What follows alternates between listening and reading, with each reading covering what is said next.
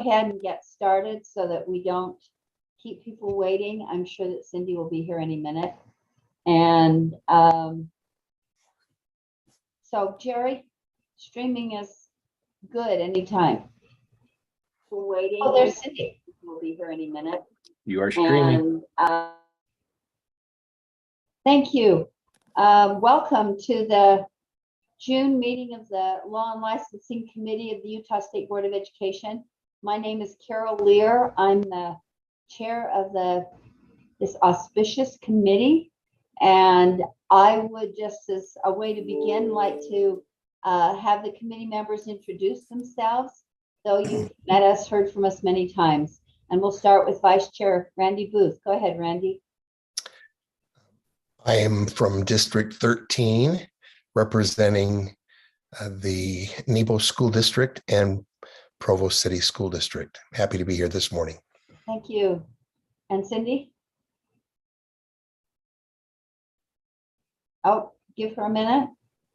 Sarah, are you muted? Or Natalie, go ahead. Hi, my name is Natalie Klein. I am over the Jordan School District and parts of Alpine and Canyons. Thank you. And Mr. Hymas.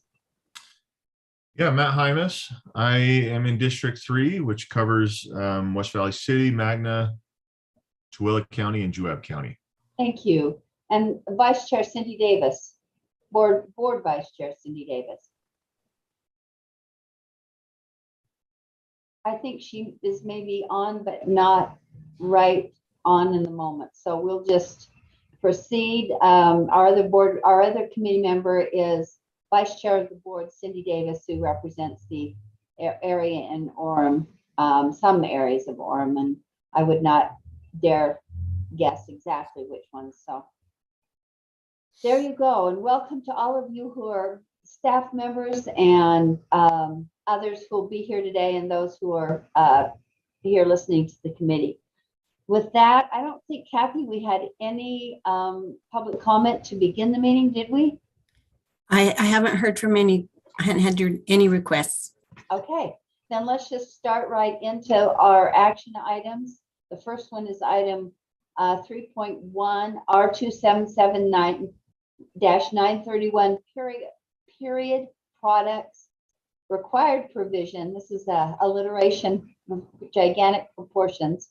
Required provision of period products in public schools. I lied about the public schools, but go ahead. Whoever's going to start by discussing this. I'd be happy to, Board Member Lear, if that's all right. Okay, good morning. Go ahead. Yes. Good morning, committee members. Angie Stellings, Deputy Superintendent of Policy, and also Sarah Young, Chief of Staff, is here. And the two of us are happy to support and answer any questions that the committee might have. You may have been familiar with legislation that passed this last session requiring schools to provide period products in their restrooms that are for females or girls, as well as unisex restrooms.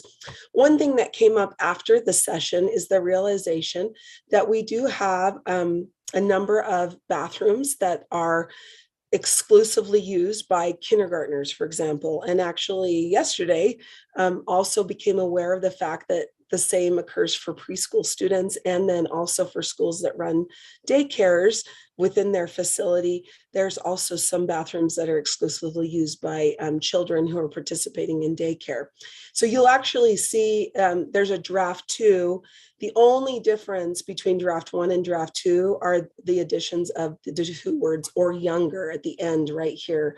And this was based on feedback we received from superintendents, including our own superintendent, Joel Coleman, who let us know that they also have some preschool classrooms with dedicated or exclusive restrooms. And then another superintendent, I can't remember which one, actually it might have been Cindy Phillips, that they have there's some charter schools even that have daycares that are within their facilities, and that they would appreciate an exception from having to provide period products in those restrooms that are exclusively used by kindergarten students or younger.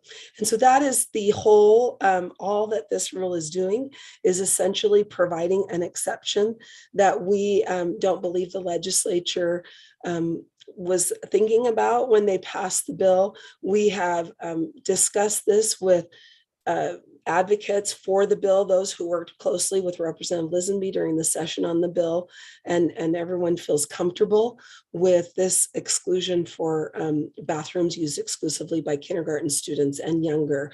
And Chief of Staff Young, she has been the one who's been working with our LEA leaders and been receiving that feedback. She could speak to that more, and we're happy to answer any questions you might have. Thank you. I just suggest not to capitalize kindergarten. Sorry, it just was an irresistible impulse. There's no reason to capitalize that, I don't think. But anyway, a little bit of an aside. I see a question from Member Klein. Yeah, so I'm just curious why just kindergarten and younger when we've got lower grades that I also don't think would need that at all. Unless, children are having periods younger and younger, but I think we would be safe for all lower grades. And aren't the schools divided that way? Thanks for that comment, Natalie. That actually came up in a previous discussion. Angie, would you like to explain I'm happy to defer to Chief of Staff Young if she'd like to go. Or Sarah, please. Thank you. So Sarah Young, Chief of Staff. In terms of the question about the younger grades, so really what we're trying to do here is address those facilities that are directly attached to a classroom. And those tend to really just be in those kindergarten and preschool spaces. In other spaces, by adding additional grades, it creates challenges because a lot of those are communal bathrooms that may be used by grades that exceed like a first or second grade, such as communal bathroom that may be outside of a cafeteria.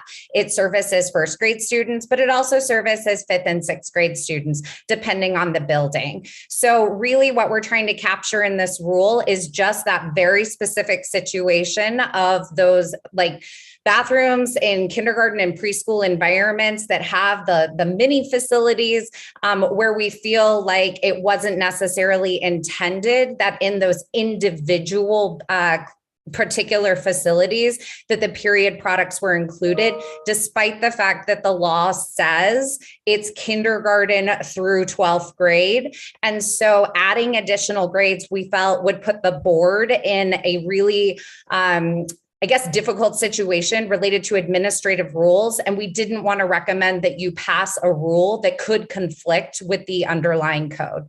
So we felt like this was going to be the best approach to address that very specific concern without running into potential issues with the Legislation and Administrative Rules Committee. Can I just add something too that Angie mentioned at our previous meeting, that as they were discussing their sort of the sudden realization that really there are more bathrooms for younger students than we thought, than there are communal bathrooms sometimes. Angie was informed, and I'm sorry I'm putting words in your mouth, Angie, but that actually students are having, young women are having their periods start earlier and earlier. So there are some even middle elementary grade students who start their periods. So that was her explanation to me that I did not know. So that's one of the reasons for not going, and one of the reasons that the advocates for this program and bill wanted to just stick with kindergarten. Yes. May I say something, Board Member Leader? Yes. You're correct. Something that I learned recently, one statistic is that up to 32% of second graders could potentially begin menstruating during second grade. And then I think also, as Sarah stated, we had some advocates reach out to us and let us know of examples of first or second grade area restrooms being close to things like the cafeteria or a gym where there could be a lack of products for those students throughout the school if you exclude some bathrooms that might be near or in close proximity to grades 1 and 2, for example. So have we over answered your question, Natalie? Thank you. I appreciate it. Yes, Thank that's you. great. Any other, I don't see any other hands raised. So a motion is, time for a motion if somebody would like to make that motion.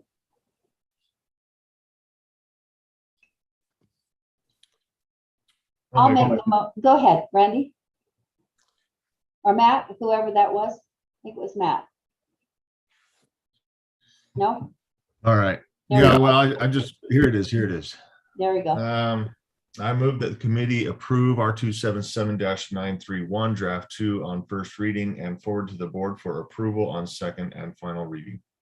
And we did agree it was draft 2, or is it draft 3? Angie, draft 2. Okay, so the motion is that any further discussion that the committee approve R277-931 draft 2 on first reading, forward to the board for approval on second and final reading. Members, please vote. And I see that it is unanimous. Thank you very much. So we'll move on to the next item, which is item 3.2. This is a USHE data sharing agreement amendment, and David Slay, our data privacy coordinator, will introduce this. Thanks. Thank you, and good morning, committee. My name is David Slay. I'm the Chief Privacy Officer at the State Board of Education.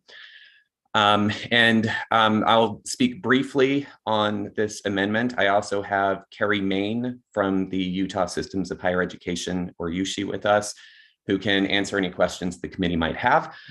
Essentially, in April 2020, the board approved an agreement to share data with USHE for the purpose of a couple of different evaluations regarding students who are K through 12 students in higher education. That's one of the attachments that was included on the memo.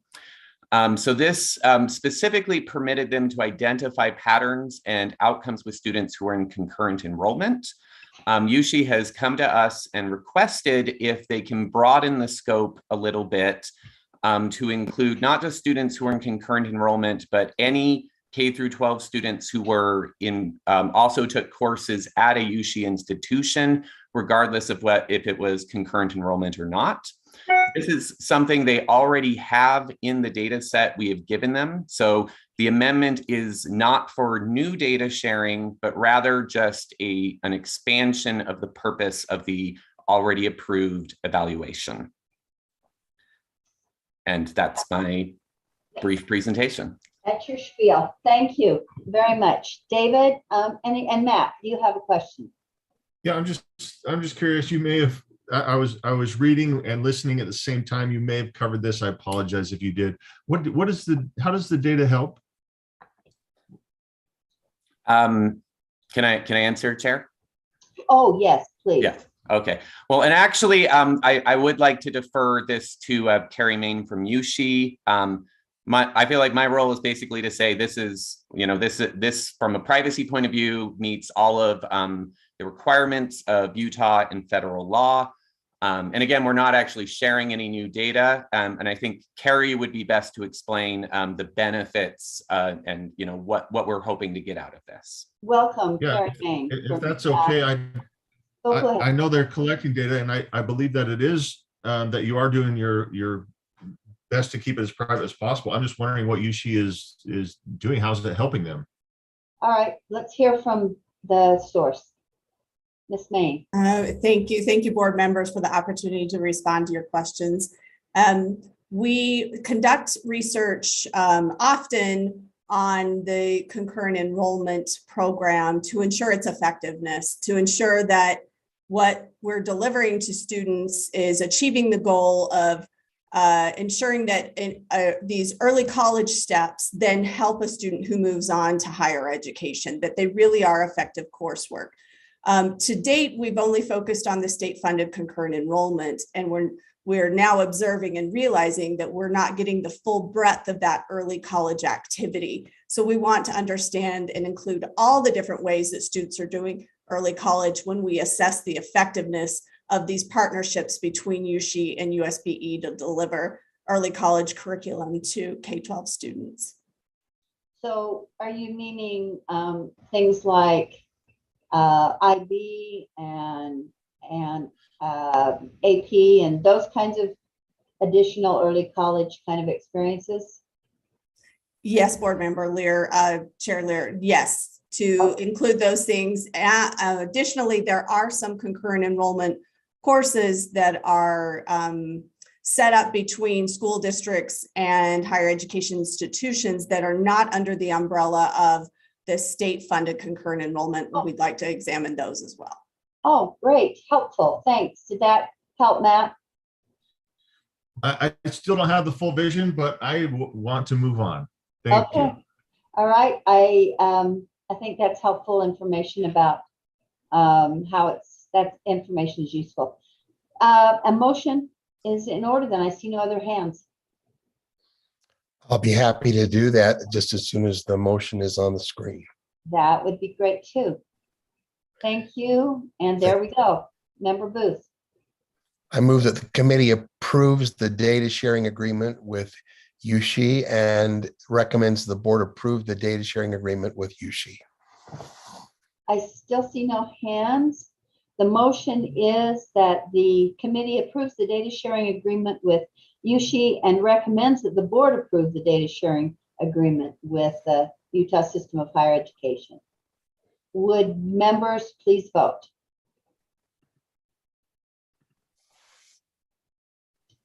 And that vote is 4-1 with Member Klein voting no. And passes. Thank you. Thank you, David, for your introduction, and thank you, Carrie Maines, probably Dr. Main, for joining us and providing your additional information. Moving along to item number 3, action item 3.3. This is R277-618, homeless teen centers in schools, which is a new rule. And Jeff Van Holten is here to explain that, unless it should be someone else. Or Max Lang. I am here. Sorry. This is hi. I'm in the fun moment where all of my agenda items in each meeting have all hit at the same time. Okay. We'll be Angie knows my pain. So I am logged in on multiple devices trying to bounce. This is R277-618, the Homeless Teen Center in Schools rule. Yes, it is. And to give a little context as to where this rule came from and the money that is associated with it, it was appropriated in Senate Bill 2. I posted that in backup, and in the memo, I mentioned the line number. I believe it was line number 649 or something like that in Senate Bill 2. You might find that a little confusing because the line number just says contracts and grants, then has this large like $9 million number. Sometimes what happens in appropriation bills is you will get something like that, and it'll be several things rolled into one line item. We did receive information that of that 9.1 million in that line item, 3.5 million of it is for this homeless teen center program, which was a request for appropriation that was submitted by Representative Elison, one of the co-chairs of the Public Ed Appropriations Subcommittee. We were able to obtain the form that Representative Elison filled out in relation to this request, which gave us the details we needed to write the rule. So the rule that we wrote, and thank you, Angie, right there on 649, that 9.2 million contracts and grants, this is one of the grants that is rolled up into that grand total.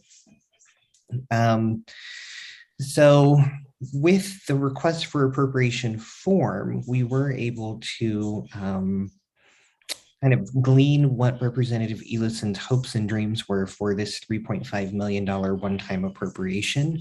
And really, the language you see in the rule was heavily borrowed, if you will. I happily plagiarized many of the words from that request to make it so that we're really honoring what Representative Elison's hopes were for this funding. So we can kind of scroll through the rule. It's fairly basic in terms of, if you're familiar with rules on grant programs, this one does not really deviate from kind of the format we follow. You have the application and the scoring criteria. And again, all of this was taken from Representative Elison's request for appropriation form.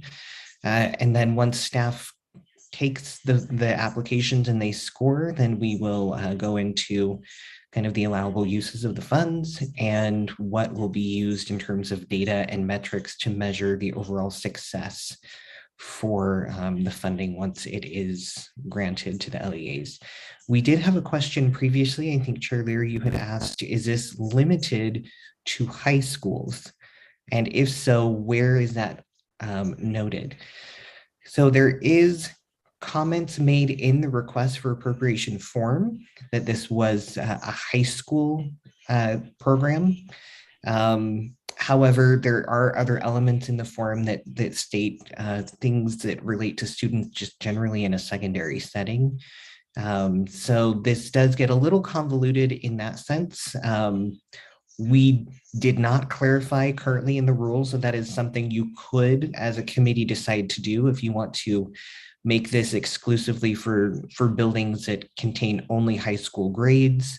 We could add that into the rule. You could leave it vague as well and allow staff to bring in middle schools as well if you would prefer that be the case. The request for appropriation form only used the word high school once, and it was in relation to Davis School District doing this at Clearfield High. East High School, as Board Member Rear has pointed out to me previously, also has one of these. And one question I did also receive from multiple individuals was, what if you have already used funds to create this? Are you kind of now the loser because you used your own money and you were proactive? And the answer is not necessarily. If you need to expand or improve your homeless teen center to meet some of the criteria that are foreseen in this rule, you can definitely, so East High and Clearfield High would be great examples if they felt like, we don't have a food pantry and that's something that Representative Elison thought was important, or we don't have laundry services in the center. Those are things you could apply for to kind of enhance the already existing center you have as an LEA if you have one. But with that, I'll just toss it back to you, Chair Weir, and happy to answer any questions. We have Max Lang on as well to answer any specific questions about some of the programs around homeless teens. Welcome, Dr. Lang. I had a question just now as you were talking, Jeff, and I think it came up in an earlier discussion as well. No, this one didn't. Does the application come from the school or from the LEA? The application will come from the LEA. Okay, but specific to a school, I'm imagining. Mm-hmm. They will highlight which school they intend. Wants a center. That's helpful to know as I pass that on to the districts I work with. Other questions? I'm not seeing any committee member hands. Member Hymas. I'll just have a question and then I'll do a motion if that's okay, Chair. Sure, like that. Jeff, can you share if there are any downsides to this? What's the cons of this? Oh, what are the downsides of this? Is that what you're saying? Jeff, do you want to speak to that? Of the rule itself or of the general concept? This seems to be something that we are directed to do by the Appropriations Committee. So I guess it doesn't matter what we think about it, but if you're asking just generally, what are the concerns about this? Is that what you're saying, Jeff or Matt? Yeah, I'm just, the reason I ask is, we do a lot of things that they are good and they seem really good, and then sometimes we get as it goes out to LEAs, they're like, well, what about this? This is happening to me. The reason this is on my mind is because I'm currently in this with an LEA discussing some of the other programs and rules that we have, and so I'm wondering if you guys have seen anything like that could come back? Is there anything attached to this that would be a concern? Or is this as good as it looks? It looks like Chief of Staff Young has her hand up. Sarah? Thank you. So Sarah Young, Chief of Staff. I appreciate the question. So Board Member Hymas, this particular rule actually came out of the fact that there were a couple of LEAs that were able to get resources through private means. So private foundations to be able to support some of these efforts. And they had seen a lot of really great successes with implementing these particular centers. So noting that they had, had that opportunity for private funds, we also note that that's not available to every LEA. Every LEA just doesn't have the capacity to be able to do that type of fundraising and outreach. So that's where Representative Elison stepped in and said, look, if this is working with private funds, let's put some state dollars behind it and let's make it available. To your question about what are drawbacks, I think the one thing that has been noted related to the existing centers is the fact that it really does require a person. You've got to have one person who's there, who's really kind of overseeing and making sure that the resources are getting to the kids and that the kids are being served who need to be served. So that'll be something that we keep an eye on at USBE, noting that this is one-time funding to help with the facilities, but the LEAs will be responsible related to any personnel that may go into the future. And that'll be communicated as part of the application process. So our LEAs have a heads up and aren't caught off guard related to that particular commitment. Thanks, Sarah. I can also add, because I was a volunteer at the East High Pantry, oh my gosh, starting maybe 5 or 6 years ago when it was newer, and East High learned some lessons from this. One that they started with a part-time volunteer that finally morphed into somebody paid, because the produce somebody has to be responsible for rotating the produce. Somebody has to be responsible for coordinating the volunteers, and letting that fall to the school secretary was too big of a job. So that's one thing that East learned. Another thing that East learned was that they had to regulate the hours pretty strictly. It was really easy for kids to come early and stay in the morning when they came and got breakfast food. It was easy for them to hang out rather than getting to class. So they had to learn to be very strict about the hours and the use of the facilities. Some kids wanted it to be a private kitchen, sort of, and that was hard to maintain. And so East has learned some lessons and has in fact expanded its facilities in an amazing, marvelous way that helps so many families and children, but not without learning some lessons. So Matt, I went on. Did that kind of give you some ideas? Yes, thank you. Thank you. Member Klein. Okay, so I just have a couple questions. Is this all state funding? This is straight from the state budget, right? There's no federal funds or grants playing into this? Okay. For the centers, yes. They're nodding, and Jeff, yes, thank you. Okay. My other question is about unintended consequences. While it's really great to be able to help these kids, I'm concerned that it might make it easier for kids to not do what's necessary to work through problems at home and just leave home because they know they can go to the teen homeless center and be with their friends. And not saying that kids would intentionally do that, but they might. And it's something that, if, they're taking surveys and such that make it look to them like the parent is the problem, and they're getting other, messages, whether overtly or not, that, there's a better place for them to live other than, working through things at home and trying to make the best of a difficult situation. Just kind of creates an escape, which may or may not be helpful thing in the long run, and may continue to divide children from parents or encourage that. So I'm wondering how we prevent that, as well as on line 48, it talks about housing a homeless teen on campus.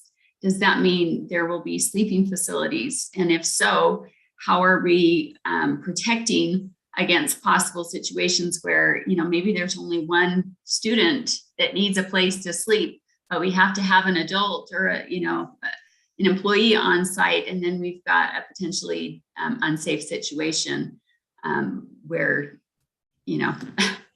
it just can, all kinds of problems can occur. Sarah, do you want to speak to that, those concerns? I do, and thank you for the opportunity to clarify.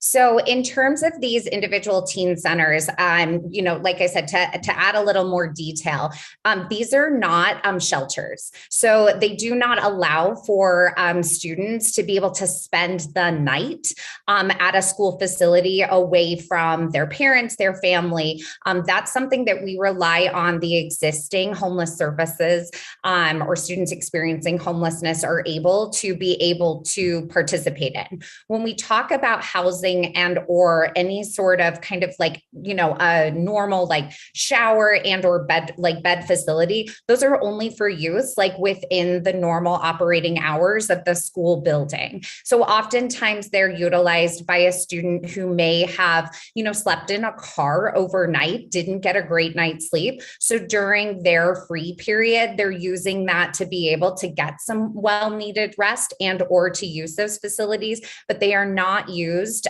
for overnight stays, especially in terms of the multiple nights. So I appreciate that opportunity to clarify. The intent of these centers is to service kids during the school day to be able to meet these needs that they have that aren't being met without them having to go to a different facility, but they do not service as those overnight stays. Thanks. Okay. Natalie, So, there's still the concern of, having beds and such even during the day. If there's, if a student is there by themselves or even with other students, with just one or supervisor, I am imagining, how do we guarantee or prevent unseemly things from going on in the teen center? I think those are reasonable concerns. I think what happens is it's left to the LEA to do its own monitoring, has the same concerns you do, has the same sensitivities you do, and the LEAs need to monitor those centers. I know East High has expanded its facilities, and as I've observed, East High functions as a sort of as an extended nurse's office or area. Never seen any teens in there unsupervised, never seen anybody doing anything inappropriate. I was there at least once a week for several years. So that was my experience. Sarah, do you have anything to add to that? Yeah, so it's really a drop-in type of an atmosphere and environment, and it is overseen by an adult who is, responsible for monitoring the resources that are available to students in terms of those access points. And to not just board member Klein, but any of the board members, we would be more than happy to introduce you to the Davis Foundation lead who has really spearheaded this, Jody Lunt, to be able to go and visit some of the existing teen centers, such as the one at Clearfield High School, to give you a better sense of what the resources are and how it's supported by school personnel in terms of making sure that all of the aspects of the center are not only safe, but that they're really providing very specific and targeted services exclusive to the needs of their students. Thanks, Sarah. One other thing, the homeless word in here, at least at East High, it seemed to me it was supporting homeless families. Many of the students, some of the students, I don't know how many, took home some supplies for their family who were in insecure circumstances. I didn't see very many. I didn't know that there were the students literally taking supplies home only for themselves. It was usually a family that was insecure or had insecure facilities or was homeless. So just an experience of mine. Natalie, other questions? On line 44, it talks about mindfulness and social and emotional resources. Do we know specifically what that is? Or is this just like a catch-all term for whatever they want?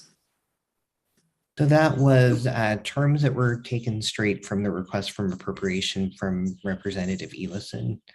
So we could reach out to him to kind of get some ideas of what he thinks it is. I don't know, Sarah, if you know if these components are present in the Clearfield High model and what they do, but there are a lot of mindfulness rooms that are in a lot of schools. I would imagine there's an element of that and a component there as well. But most likely, I would say that connecting these students to the community resources that would be able to provide them those needs that they might have with social and emotional distress they might be experiencing.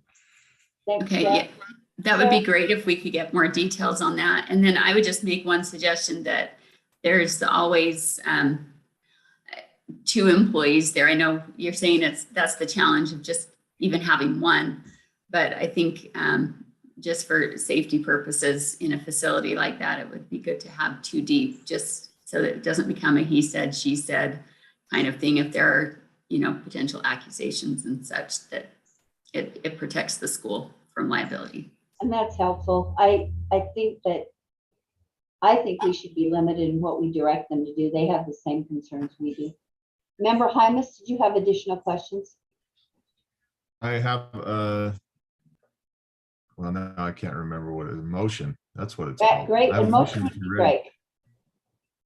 So I understand that we're asking questions of staff or seeing if we can find more, but I'd still like to move this to the board and get those questions answered by the time we have to vote next. Does that sound reasonable, staff?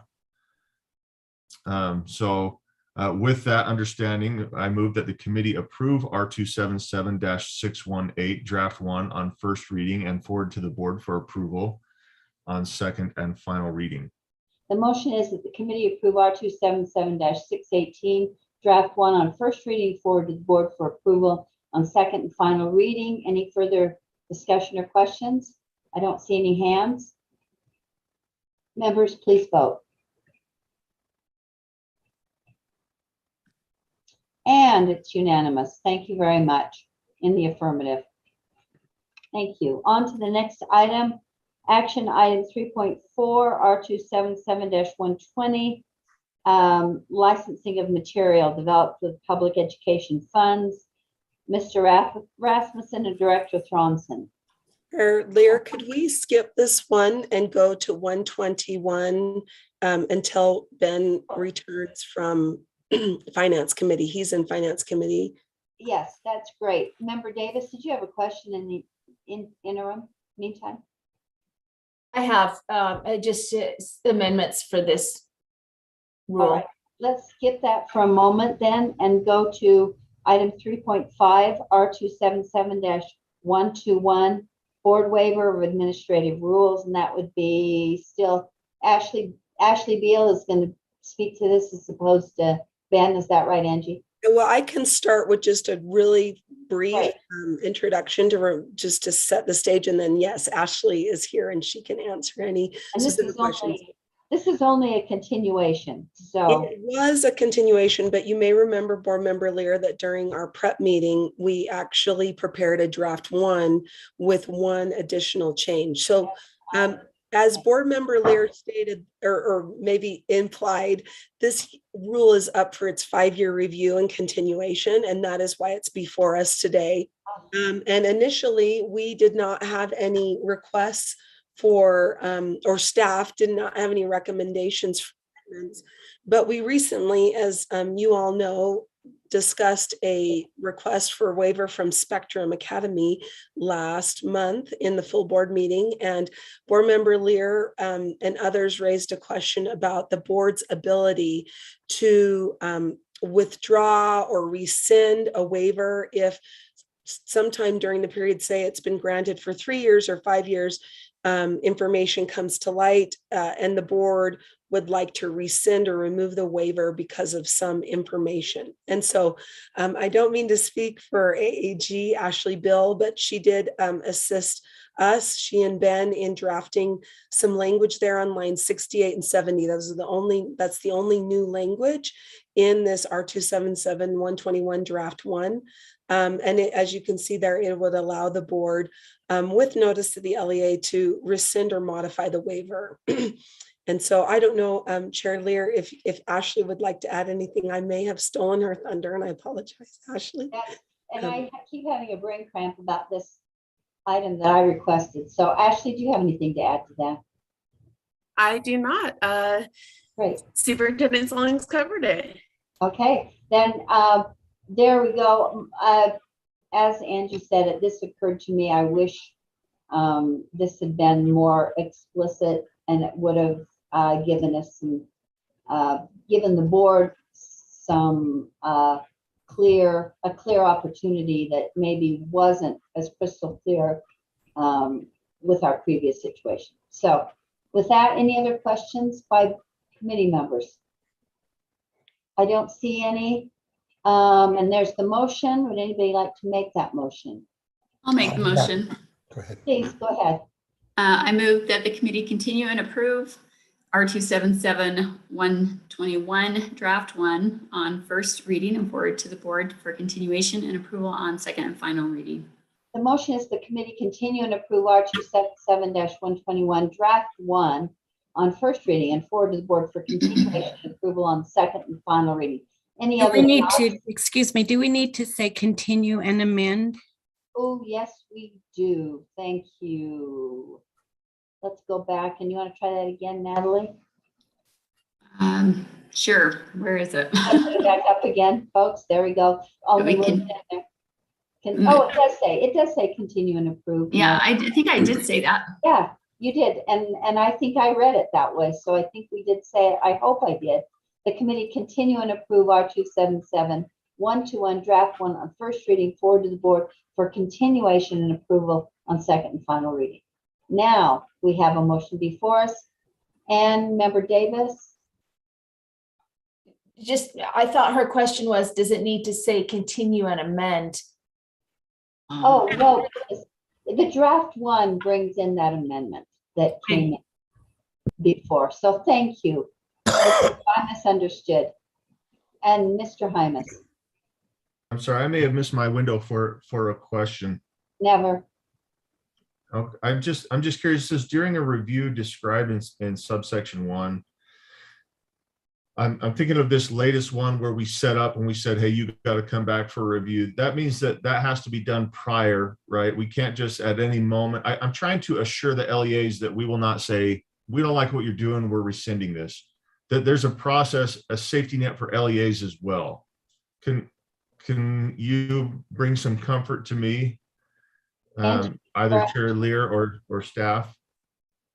Let me just speak in 30 seconds to my intent. My intent was, yes, there would always be notice. That's why that's in there, and always be a process. That was my intent. It wouldn't be a sudden disconcert with that the board had. It would be something with plenty of notice to the LEA, but I can let Angie or Ashley speak to what the process could look like. Well, and just to give a little more context for my thought, Chair, is I agree with this. I think it can be very helpful.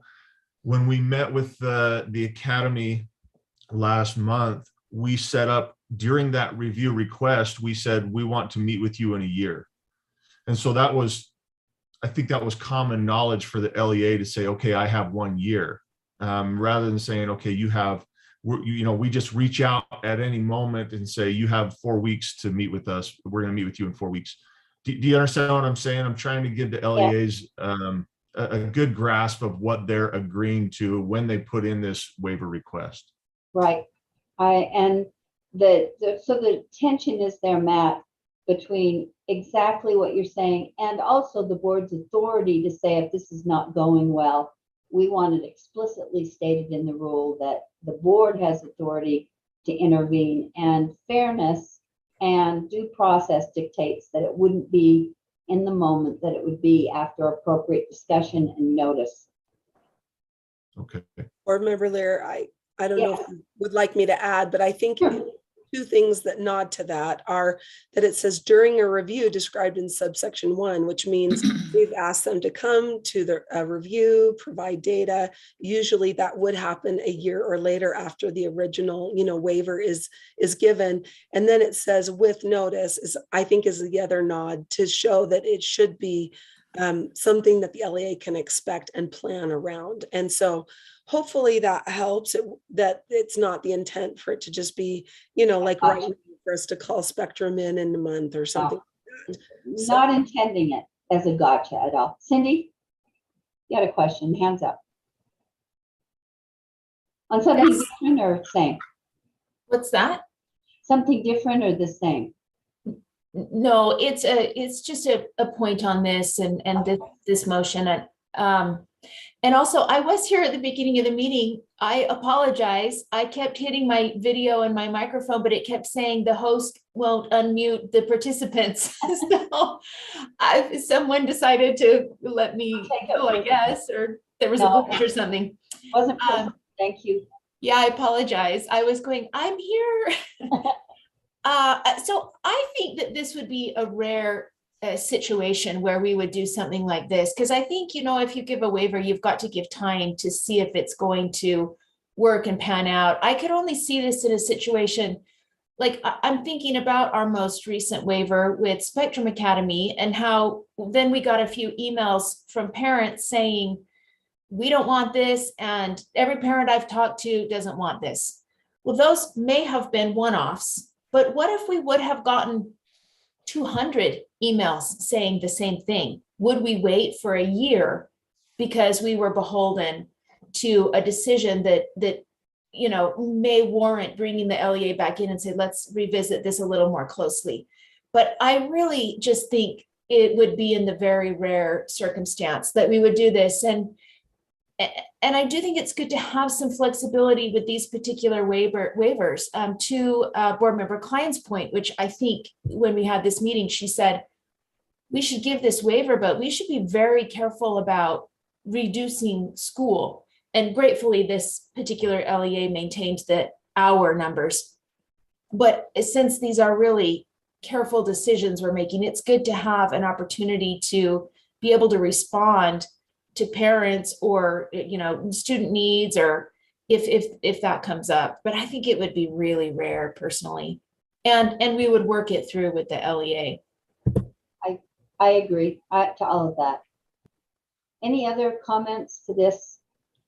I think we've now had the go ahead, Matt. One final comment. I'm just protective of local control, and we mentioned what if 200 parents?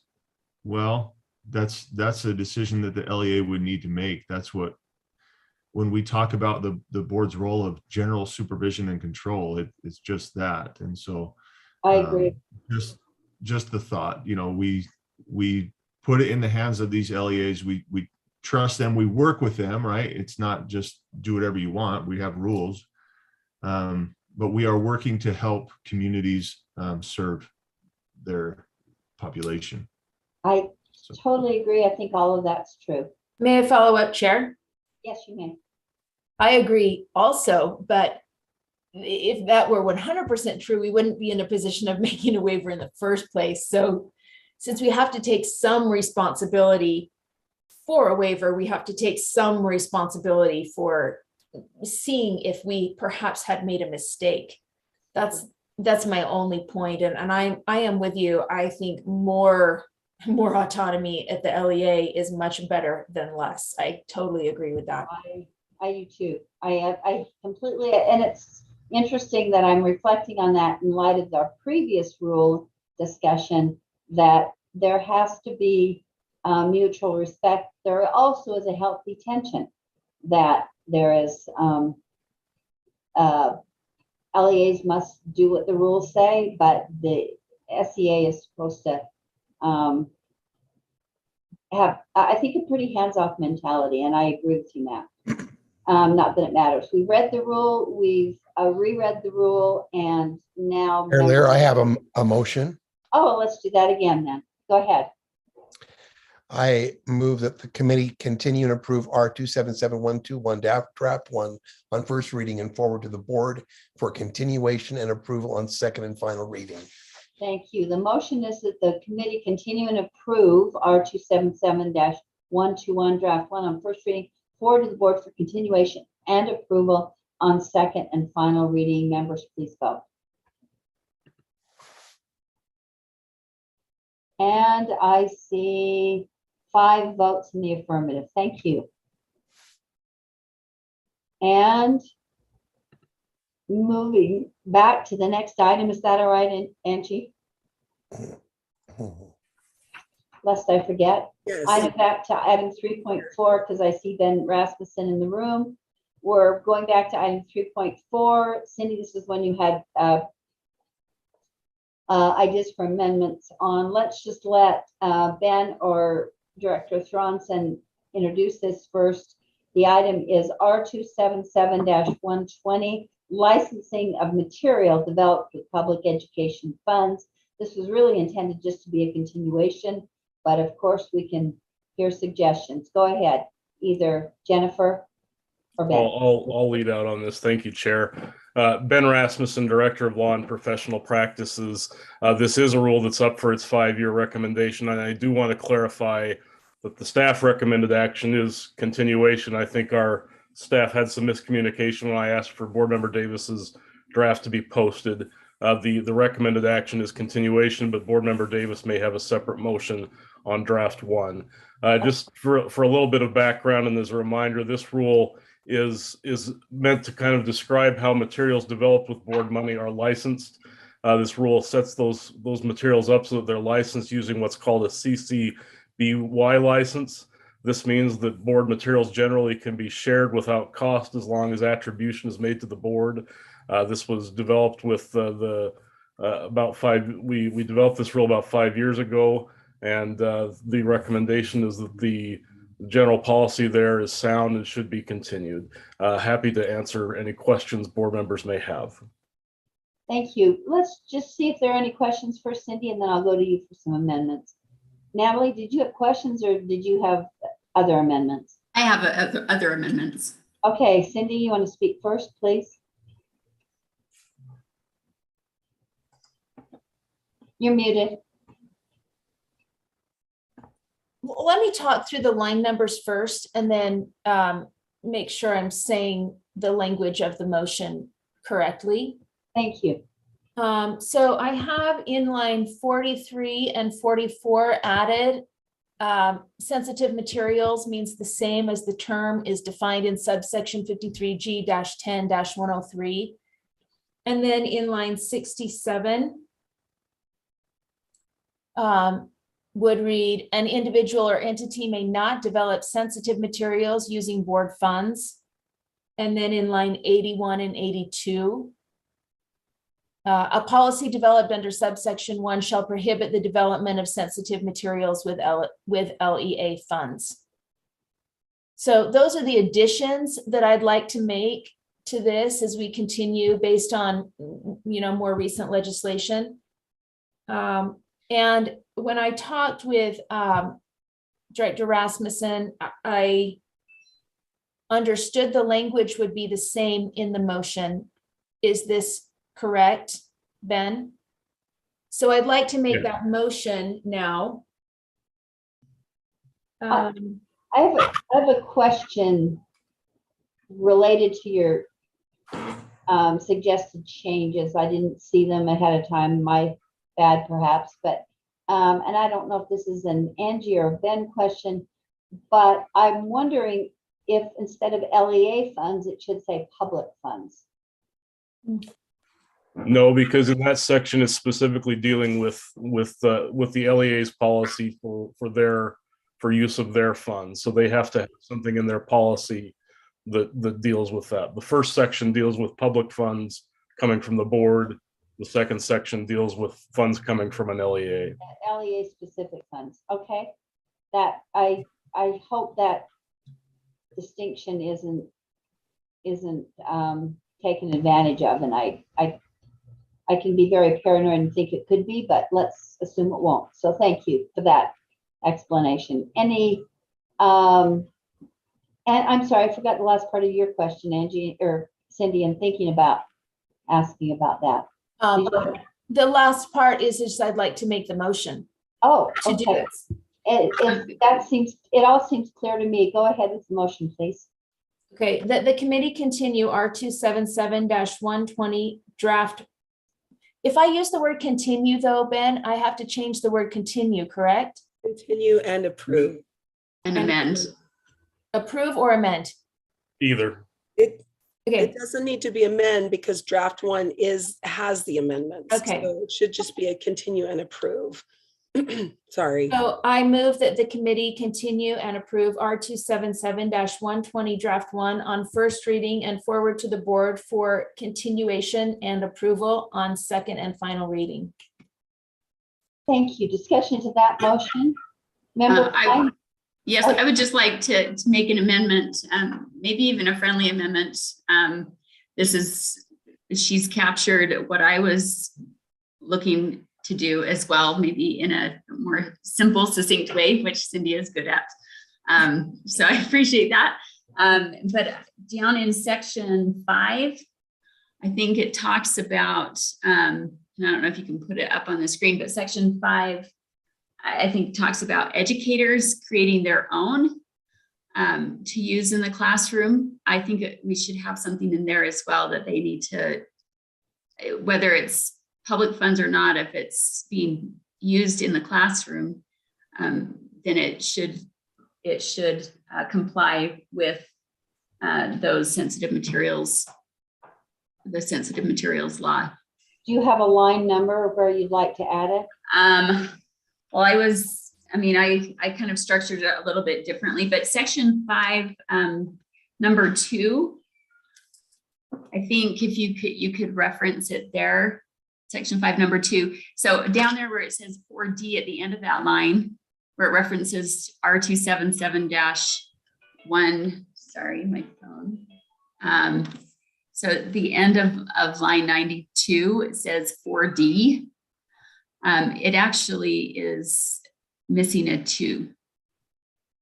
Where did you go? You were on it before. Right there. So line 92 at the end, it says R277-120-4D. It's actually section 4, subsection 2D that's referring. So that needs to be fixed anyway. And then we could also include a reference to one of the lines that Cindy already added that refers to the sensitive materials requirement, that it be in a compliance with that. Okay. Ben has his hand up. Okay, go ahead, Ben. Chair, I had looked at whether or not we would include the sensitive materials statute in this particular section as well. I will point out that if you look on line 99, the statute already says that an educator may not share materials that advocate illegal activities or materials that are inconsistent with legal and role model responsibilities. I felt like that covered that, and that to say the way the sensitive materials is defined is basically saying an educator may not share pornography. And while I think that would be a logical thing to say, it would not be illegal for an educator to share outside of their classroom duties pornography if it were in a legal manner, and there are circumstances in which that could be a legal manner. So I thought that 99 to 100 may cover that. Just something to think about, because 99 to 100 already says they need to not do anything illegal and not. Can we include on 99, an educator may not share materials that advocate illegal, and then just put including and then sensitive materials? Again, why don't you just add the word sensitive before materials? Oh, because that's too specific. There could be other materials that are inappropriate or illegal that don't fit in that definition. Right. Does it not cover what you're asking for already, Natalie? I just don't think it hurts to be specific. Well, If when there's I something, when I read it, but it covers. Very okay. specific. All right, as long as we've got those references earlier on, yeah, maybe we'll do the job. You're okay? All right. Yeah, but that one section, there does need to be just a correction. That It should be right. for 2D. 2D, I wasn't reading them all together. Ben, right there, it says it should be 4D on line 92. Would you correct that if that's necessary? Yeah, it should be section 4, subsection 2D.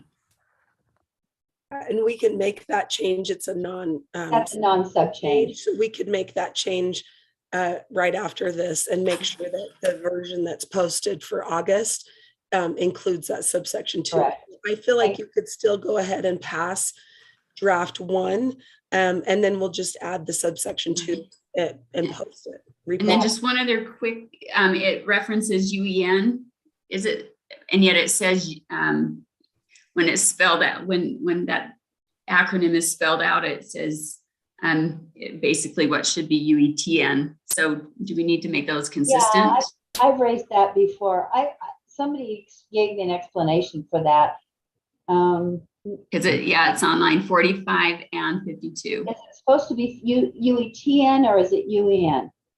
UEN is the abbreviation of the subset there. I think it's part of UETN, but UEN is accurate and it's what it's commonly referred to. Jennifer, correct me if I'm wrong. I've asked that question before. Jennifer, do you want to speak? That's kind of technical, but. Yeah, Jennifer Thronson, Director of Teaching and Learning. And I was actually just in a meeting a couple weeks ago with Katie Blunt from UEN explaining the difference between UEN and UETN. This is accurate the way that it's listed. UEN is the online kind of pieces, where UETN is more the infrastructure and some of their telehealth pieces. So the way it's listed here is actually accurate. It gets a little confusing, but it is true. Okay. Also, thank you, Jennifer. Okay, that's all I've got. Thank you. That's all you have. Okay. Yep. So let's go back to the as amended by Member Davis. So then the motion is now that the committee continue R277-120 draft 1, but we need to get as amended in there. So help me with that correct motion, Angie. Continue and approve. Just continue to approve. I'm putting it here. Sorry. All right. So you already made that motion. Is that right, Cindy? Yes. Right. Yes. So the final motion is that the committee continue and approve R277-120 draft 1 on first reading and forward to the board for continuation and approval on second and final reading. Any further questions, discussion? Thank you for those additions. And would the members please vote?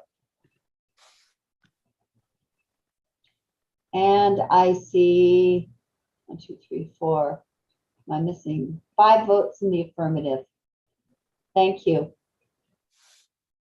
So that passes.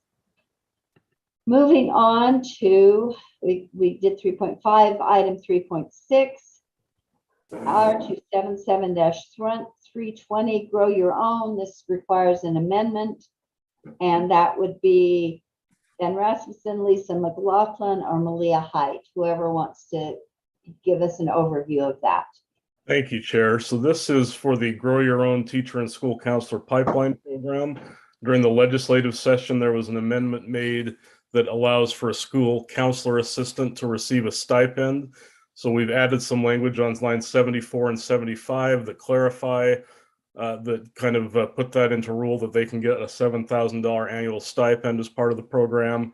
We've also added a definition of school counselor assistant to tie that back to the statute and make that clear to stakeholders what school counselor assistant means. So those are the 2 amendments proposed in this. Draft 2 is the recommended draft, and Lisa McLaughlin and Malia Height are here that can answer questions if you have them. My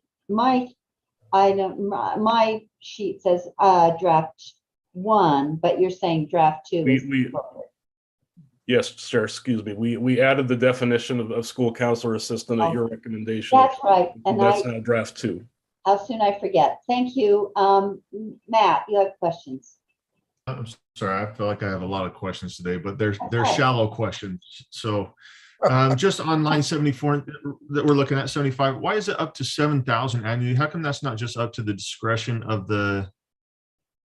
Am I missing something here? Like if they wanted to pay him 8, let them pay him 8.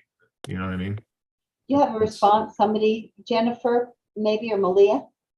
Yes, it's required in law to, that's the limit. So this is just us putting the same limitation in the code or in the rule from the code. And board member Lear, may I add something? Please. This wouldn't prohibit an LEA from adding an additional 3,000 or 5,000. It's just that they'll only receive 7,000 from the state for those stipends, if that makes sense, board member Hymas. So they could, with their own funds, pay way more than that if they'd like. Okay, so this isn't a cap. That's what I thought. That's okay. Thank you. Cap only on the amount of funds they'll receive from our office or state funds. That's it. Superintendent may award this. And I can make a motion if anybody else doesn't, nobody else has comment. I'm looking for a minute. Natalie, do you have a question? I do. I just, when it comes to the definition for a school counselor, we're talking academic counselor, correct? Not mental health counselor or, I mean, I'm looking at the code and it doesn't really specify the code where the definition comes from. Chair, would you like me to respond? Yes, please. This is more about school counselors, not school social workers. So I think you might be thinking about school social workers. Mm-hmm. The Grow Your Own program, just as a reminder, is a program that provides scholarship monies, stipends. For paraprofessionals who are becoming educators, it'll even pay for a portion of their salary. But this is for people who want to become educators and or school counselors. And so the definitions are here in statute already. And hopefully that's helpful, but they are not the school social workers, which is different than a school counselor. I guess we could accidentally say something that supported a student emotionally, but that this is intended to be the classic school counselors, as I understand. Do we have a Grow Your Own like mental health counselor rule? So we do actually have a program recently. You may remember that there was $1.5 million of carry forward funding from the school-based mental health grant program that we were given the authority this last session to provide scholarships and funding for different staff that are eligible under the school-based mental health program. That would include school nurses. And I apologize, I don't know if Lisa could answer this. If Tiana were here, I know she has more specific information, but there is a similar-ish program that's being supported with one-time funds as a pilot of sorts. It's not in this rule, however, or the provisions related to it. We discussed in a previous committee meeting. Oh, and Tiana is here. I believe we did that maybe in April when that rule was brought forward. And I thought it was to this committee and we addressed that already. But if Jeff were here, he'd remember. Maybe Tiana, you remember. Was that here in this committee that we amended that rule, or did it go to standards? May I respond? Yeah. This is Tiana McCall with the Safe and Healthy Schools. I'm the school social work specialist. Yes, Angie, we did talk about that and amended that in this committee. I think it was just last month or maybe 2 months ago, but really recently. But wherever we mentioned it, this is not that. This is a different situation. So what was the number on that? What was the rule? Do we remember? Is it a rule or a one-time program funding? I'm not sure. Angie or Tiana, do you remember? I think it's 464. If you give me a minute, I can look. Okay, thank you. And can you put it in the chat? Do we have chat capabilities? If if you all want to hold on for a minute, we can search together. Oh, no, go ahead. You figure it out. This is only halfway through the agenda, so go ahead. Just figure it out. If we're okay about Natalie, you receiving. Yeah, that's fine. It's Board Rule 622. Here it 622. is. Okay. Thank you. So Thank you. board approved it on May 5th. I will put the chat, or I will link to it right if I can. Sometimes the chat works and sometimes it doesn't. But so it was in our committee in April and then approved by the full board in May. Thanks a lot. Okay. Now back to the motion, the issue at hand. Anybody want to make a motion on R277-12? I'm happy to. Or no, let me think. Go your own. 320. That would be member Booth, did you say? Or was it Matt? Yes. Matt. Randy. Go, Randy. Yes, appreciate that. I move that the committee approves R277-320 draft 2 on first reading and forward to the board for approval on second and final reading. Thank you. The motion is that the committee approve R277-320 draft 2 on first reading, forward to the board for approval on second and final reading. No further hands. I don't see any more questions. Members, please vote. And I see 1, 2, 3, 4, 5 in the affirmative. That passes unanimously. Thank you. And moving to the next item, which is another action item, R277-313, student support educators, which is a new rule. And that this would be, again, Ben Rasmussen, Malia Height, Leah Voorhees, Tanya Albornoz, Michelle Golightly, Bethany Marker, Ashley Lower, whoever would like to speak to that, please. Thank you, Chair. I'll kick things off. So R277-313 is a new rule that staff is proposing. This is based on confusion between the duties of some of the different license areas. And so we felt it would be helpful to have a new rule that clarified what the joint responsibilities that are appropriate are for school counselors, school social workers, and school psychologists, and then also to call out a few things that are only appropriate for specific license areas. So if you look in the new rule, you'll see that in section 3, it starts off with a list of items that are considered appropriate for all 3 license areas. And then subsections 2, 3, and 4 are more specific to counselors, psychologists, and then there's one that for psychologists and social workers. We have our specialists for each of these license areas here that can answer you the questions you have about this rule, and we're happy to entertain those. Thank you. That's helpful. I'm just seeing this. Sorry.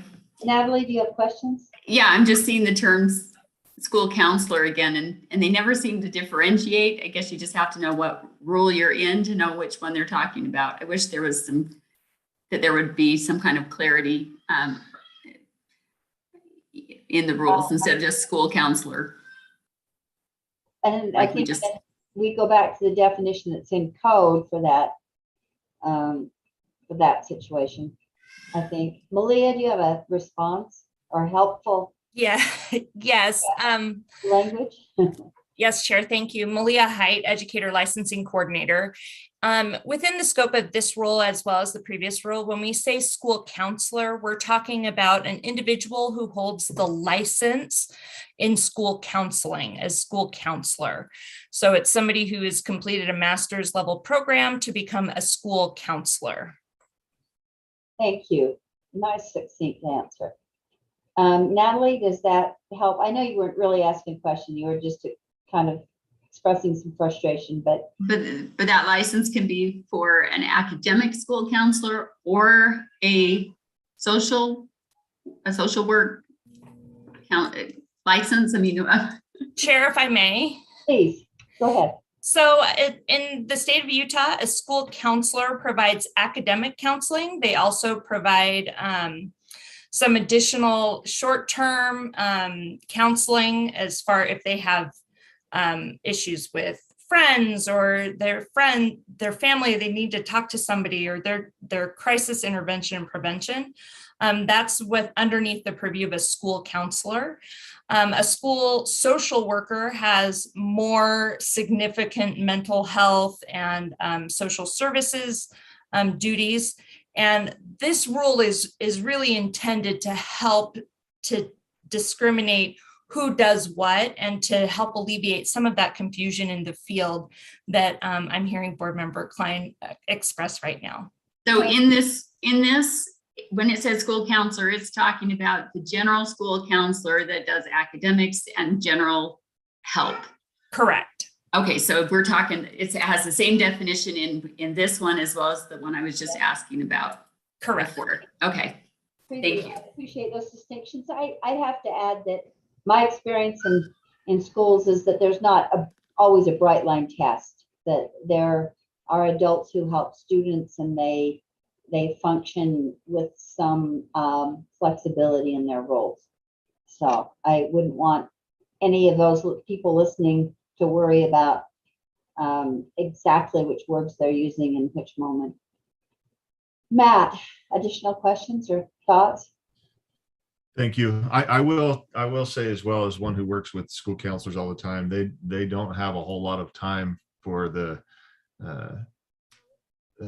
have the kid lay down and tell them all their problems. I mean, it's just not something that's happening. They are so busy. Can I ask Dr. Height a question, Chair? Is that okay? Yes, please. I'm just wondering, Dr. Height, all this right here, we've talked about licensing in the past. Is this another hurdle to get people into the profession? No, absolutely not. Board Member Hymas, the intent of this rule is to really succinctly define the roles of a school counselor and the roles of a school social worker and the roles of a school psychologist. And these are all aligned to their roles as defined in state code, as well as their each profession's definition. It really is to help with what you were just talking about, to say that our school counselors don't provide therapy. They don't do mental health therapy. It's not part of their role as a school counselor. Okay, thank you. Thanks, Matt. Anybody else? I see no other hands. Would anybody like to make a motion? Well, I have some comments. Okay. Yeah, I just wanted clarification before, but I actually have some comments on this. I actually see it as instead of clearly delineating the roles between the different people, I feel like I actually think it's doing the opposite and blurring those lines. I'll just share some of the thoughts. One of the big problems here is that an educator with a student support license based on this could legally operate under the parameters of that license with students and parents, all without their explicit awareness that they are essentially receiving medical services. Any interactions with medical professionals with a clinical purpose should involve fully informed consent. I think there's just a big conflict of interest when a teacher who holds power over a student academically can also clinically diagnose a child and have that diagnosis carry weight.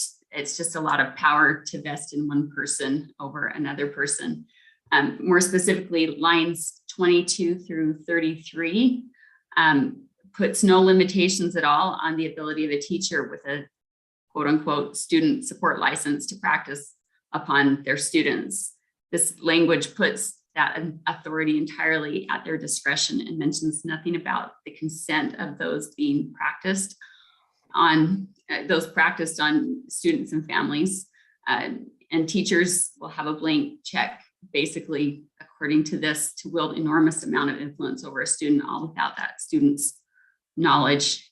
Line 313 essentially gives license to teachers to commit boundary violations through the expansion of their traditional educator duties in the school to perform ongoing and real-time psychometric assessments. I will not be supporting this rule as based on what I gathered from this. When I go to see a dentist, I don't expect to be surreptitiously psychoanalyzed at the same time. And I feel like that may be what is happening here. They're opening the door to that. Let me go to, is that good for the moment, Natalie? Ben, Yep. you'd like to respond, and then Member Davis. Yeah, I think there's just a couple things we should clarify. First off, none of the provisions in this rule take away any responsibility that any of these license areas hold to follow FERPA restrictions, specifically to getting parental consent to engage in any services that they provide to students. And specifically with the concerns raised on the psychological services, that's not something that any teacher can perform or anyone with any license area. If on line 62, it clarifies that a school psychologist may provide psychological services. So they have to have specific preparation to do that, and they would have to have parental consent consistent with other Utah laws. Thank you, Ben. That's helpful. And if you don't mind, Cindy, can I go to Dr. Voorhees, who also has her hand up first? Yes, go ahead, Leah. Thank you. Leah Voorhees, Assistant Superintendent of Student Support. I also want to note that this information about the definition of psychological services and what it includes actually comes out of the Code of Federal Regulations in the Individuals with Disabilities Education Act, section 300.34, and for the purposes of this rule, it is also in R277750. So it's in the special education rules already, incorporated by reference from 750. So this information parallels the Code of Federal Regulations and the special education rules. Thank you. That's helpful too, Leah. Member Davis? I was just going to say the same thing. I think it looks a little overwhelming when you read it in the rule until you think through and realize that our school psychologists currently and have been forever, giving these long assessments so that they can qualify students for special education. So, and that's with parents, a parent has to request that this be given to a child. It can never be given to a child without a parent requesting that it be done for an evaluation. So I think it does look, the language looks kind of like you read it and go, whoa, but it's actually referring to practices. It's just delineating who's going to do which things that are already going on in the schools. Thank you, Member Davis. I appreciate that. I'd also like to add that none of these licensed individuals can act outside of the law. They're all bound. If they have educator licenses, they're bound by R277-217. They're all bound, as Ben said appropriately, by requirements of FERPA. They're all bound by the medical recommendations section of the Utah Code. So though it's not mentioned with every single individual, they're all bound by the law. And I think that's we've been very clear with educators in many ways that they're educators bound by those laws in addition to specific responsibilities. And a quick follow-up, Chair Lear. Sure, please. Also, parents sit down after these are given and go through all of the parts and look at, processing and auditory and all these different things. And the data actually is really helpful, I have found, for families as they kind of figure out, where they can focus on more at home to help children, where their areas of strength or areas of need are. Right. Thank you very much, Cindy. One of my ongoing comments is I represent an area where sometimes parents are not as engaged or not as available, or there is only one parent in the home. So I think very many students need these services that are in less traditional families, more challenged circumstances than other children. And I am reminded about that constantly by my constituents. I think we don't have any other questions. I see no other hands. Would someone like to make a motion on this? Item 3.7. Member Booth. Thank you, Chair Lair. I move that the committee approve R277-313 draft 2 on first reading and forward to the board for approval on second and final reading. And it is draft 2. Is that correct? Okay, the motion is that the committee approve R277-313 draft 2 on first reading and forward to the board for approval on second and final reading. I see no other hands. Members, please vote. And I see, oh, that was a little daunting. I see Cindy, 4 votes in the affirmative and 1 negative vote from Member Klein. We are moving on to item 3.8, which is an action item on R277-326 Early Learning Professional Learning Grant Program. Ben Rasmussen and Sarah Woodkey. Thank you, Chair. So this is amendments to the rule dealing with a couple of subjects. So the Early Learning Professional Grant Program, staff have recommended some new language, and then we've also got a new program which was approved by the legislature in the recent session for early literacy coaches. And we're also recommending that be included in this rule under Section 5. So you'll see the bulk of the change is this new Section 5, which talks about how the superintendent will allocate funds for that. Draft 3 is the current draft. You may have seen a draft 2 there that was posted that talked about some of the qualifications for a literacy coach. Because of some issues with the hiring process, staff has decided to pull that back. The draft now you'll see on line 96.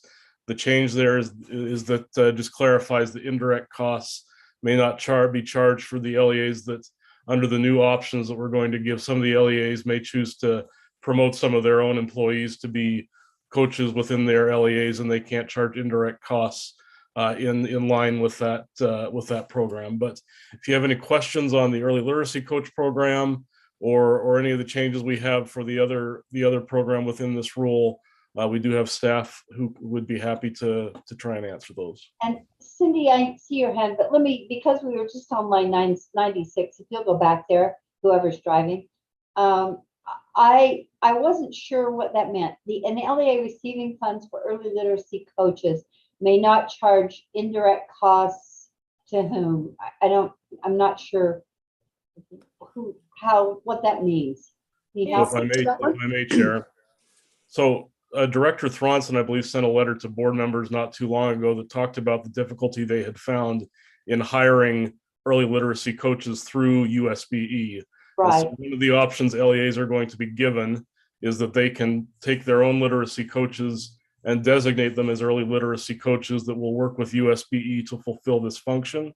Then they would receive funding through USBE for those early literacy coaches. But we just needed to clarify that they can't charge indirect costs in connection with that assignment. But who would they? Maybe Jennifer can add. I'm still not understanding who they might. I understand all of that you said, but I don't understand what it means. They can't charge in. They can't add to the program costs. They can receive money for salary and benefits, but they can't receive money for indirect costs. The secretary, the building, costs, all those types of things. Okay. Now I'm seeing what you're saying. Jennifer, did you have anything to add to that? Now that I think he got you there. Yeah. So basically, indirect costs are things like keeping the lights on, the space in the school, things like that. They wouldn't be able to charge us for. It's anywhere from 10 to 20%, depending on the LEA. Sometimes higher than that. So it's a large portion of the salary and benefits, and is a substantial cost that we can save for these positions. So when we say who would they charge indirect costs to, it would be the USBE. they would try Yeah. to get Yeah, reimbursed. exactly. Okay, lots of questions. Member Davis, you were first. So just understanding that the employee then would stay the employee of the LEA, not an employee of USBE. They would just charge us. We would kind of reimburse for that. Yes, that's the intent. So we are likely to add some additional days to their contract for professional learning and some state tasks beyond their typical coaching contract. But they would stay LEA employee and stay on their lanes and all of that. Okay. As we were discovering this, the salaries are very different between what USB can pay and what the LEAs are paying. I know when this passed, I was like, who's gonna anyway.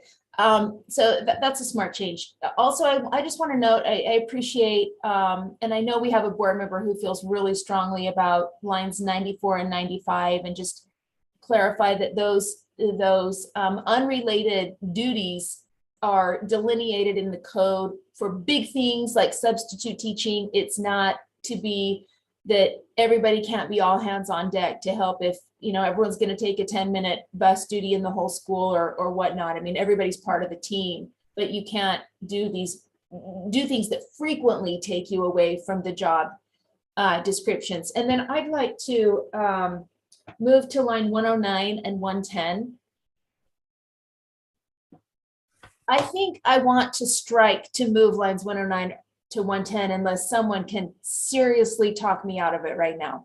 Because I hear from people all the time that they feel like they make sacrifices to try to move forward in an area and to get grants or to use their own funding to, you know, try to support certain programs. And then when the state legislature or USBE or someone else provides an opportunity, they sort of get cut out of the opportunity because they were forward thinking or trying to already do this instead of being allowed to be considered with the criteria in the code or what have you, and then use that money to their other needs that they had been sacrificing to put towards this.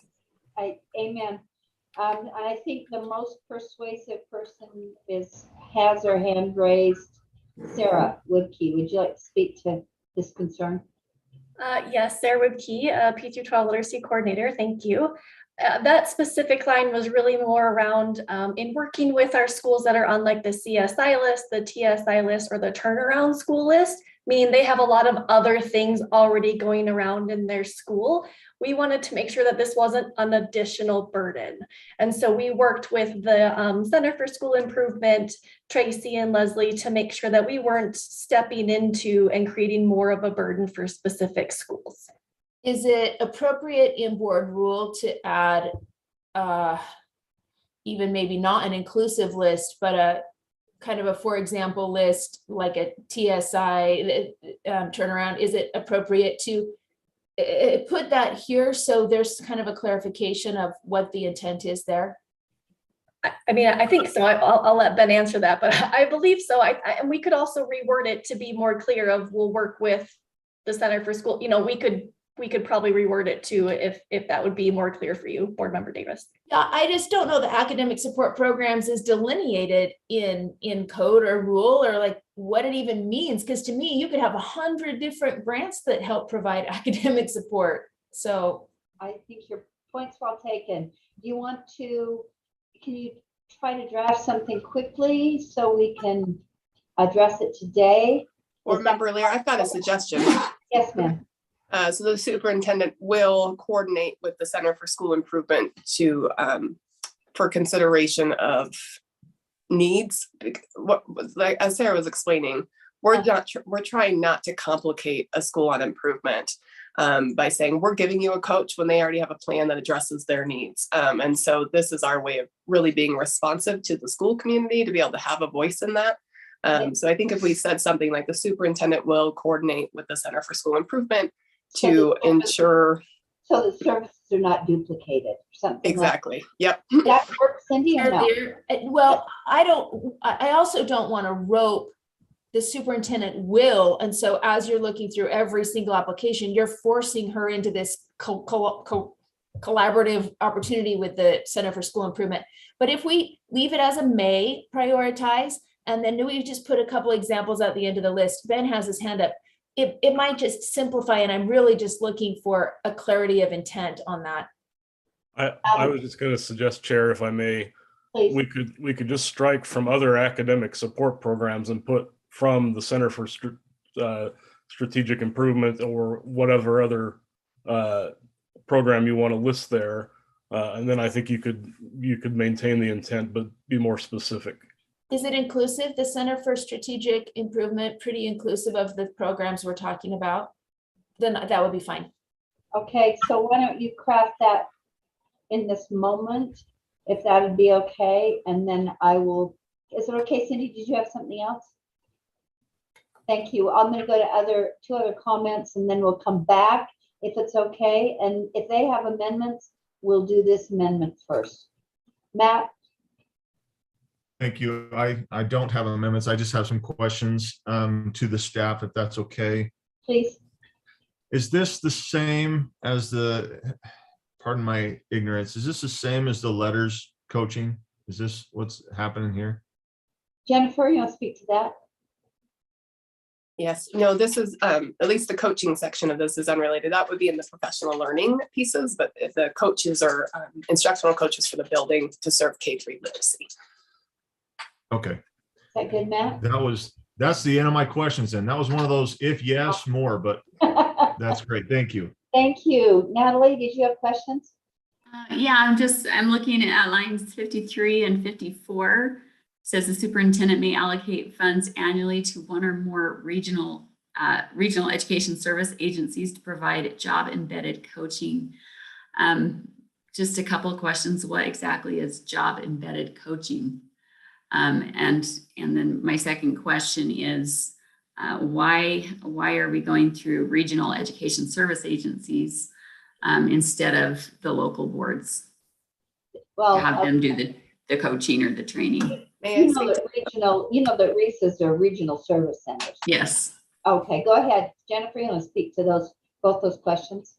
Absolutely. So one of the requests from the rural schools was to have some supports for instructional coaching in the rural communities. And so as part of our effort, we got dedicated funds for those and just wanted to make it more clear in rural what those funds are for. And job embedded coaching is basically not taking teachers out of the classroom to do coaching, but to do coaching within the classroom or within the job so that they might go and watch a lesson or co-teach a lesson and be able to give those feedback rounds that come with coaching. So job embedded just means it's within the work that the teacher is doing in the classroom. Okay. Natalie, did you? Thank you. Is the regional education service agencies, those aren't just for rural areas though, correct? These ones are. So our four RESAs are Qs, NUs, SEDC, and SESC, which are all our rural communities. So this particular funding, it goes just to the RESAs, just to the rural school communities. And so they've been able to put 3 coaches in place in the rural community. Okay, so we don't have any RESAs over the more urban areas in Utah. Well, you've got what is it, news that kind of hits like Wasatch School District, which might be considered not rural, but the rest are mostly like San Juan, Grand, Paiute, Juab, things like that. Yeah, I just want to be careful that we make sure that we don't start transferring responsibilities to the RESAs that could be better or should be done at the local boards, right, or by the local boards. So thank you. I appreciate concerns, but I think it makes a lot more cost effective this is by the choice of small districts. Cindy, did you have, we're coming back, or Natalie, I didn't mean to cut you off. Did you have other? That's all. Thank you. Cindy? No, I just wanted to make a note. I'm currently the liaison for the RESAs and the USBE. And so I go to their meetings, but, and I didn't know this prior to starting learning all of this and doing the meetings this year, but the local LEAs actually combine to make the decisions in the RESAs. So it's kind of a sharing of resources because they maybe couldn't afford they serve charters and districts in these rural areas, and sometimes they can't afford, say, a literacy coach, but two charters and a small district could share one and they could Right. go trade off the days. But the LEAs are typically in those meetings and make combined decisions rather than pushing decisions out to a different entity. Right. And I understand that. That is, that's the pie in the sky ideal for Reese's. But I also know that there are other movements to move responsibility from local districts to Reese's in order to diminish the need for local boards. So I'm just always cautious of that as we move forward. It's also voluntary that local boards can choose to participate or not. Angie, will you feel like we beat that to death? No, that is exactly what I was just going to share, is that it's voluntary. And actually, RESAs are created by interlocal agreement by all of those districts or charters who participate. So the RESA wouldn't exist, but for those local entities, it's completely voluntary. And essentially, they have the power because they created it. So that's it. Right. I'm a big fan. I think it's so cost effective for small districts. Thank you. Cindy, let's go back to your proposed amendment. I think somebody was writing it. Ben, was that you? And Member Davis, do you want to see if this says what you want?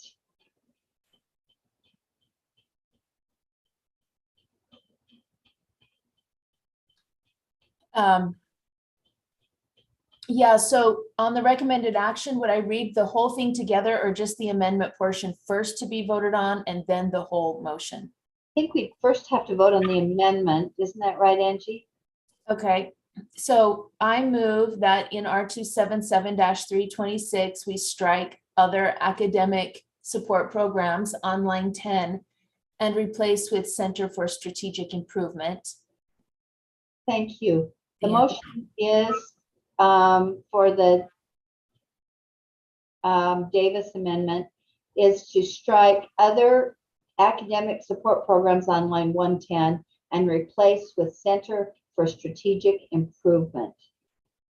All those in favor of the amendment, please vote. Or all those, please vote. Everybody vote on the amendment, please. And everybody likes that amendment. It's unanimous. So now the proposed rule is amended. I can do a main also. That'd be great. Thank you, Member Davis. I move that the committee approves R277-326 draft 2 as amended on first reading and forward to the board for approval on second and final reading. Thank you. The motion is that the committee approve R277-326 draft 2 as amended on first reading forward to the board for approval on second and final reading. Members, please vote. I see no other hands. And that would be unanimous in the affirmative. Thank you. And thanks to all of you for describing many elements of this. I thought that was really a helpful discussion. Thank you. We are moving on to the next item, which is item 3.9, an action item R277-514, deaf education in schools. This is a simple repeal. Ben, do you want to speak to this? Yeah, thank you, Chair. So R277-514 is approaching its 5-year review. This talks about the licensure requirements for deaf education license areas. Those have all been moved into other licensing rules now as we've been codifying the new licensing program. So staff is simply requesting that this rule be repealed. Thank you. Do I have any? I don't see any hands raised. So I have a motion. A motion, Member Booth. Thank you. I move that the committee repeal R277-514 on first reading and recommend the board repeal the rule on second and final reading. Thank you. The motion is that the committee the motion is that the committee repeal R277-514 deaf education in schools on first reading and recommend the board repeal the rule on second and final reading. Would members please vote? I don't see any other hands, so members please vote.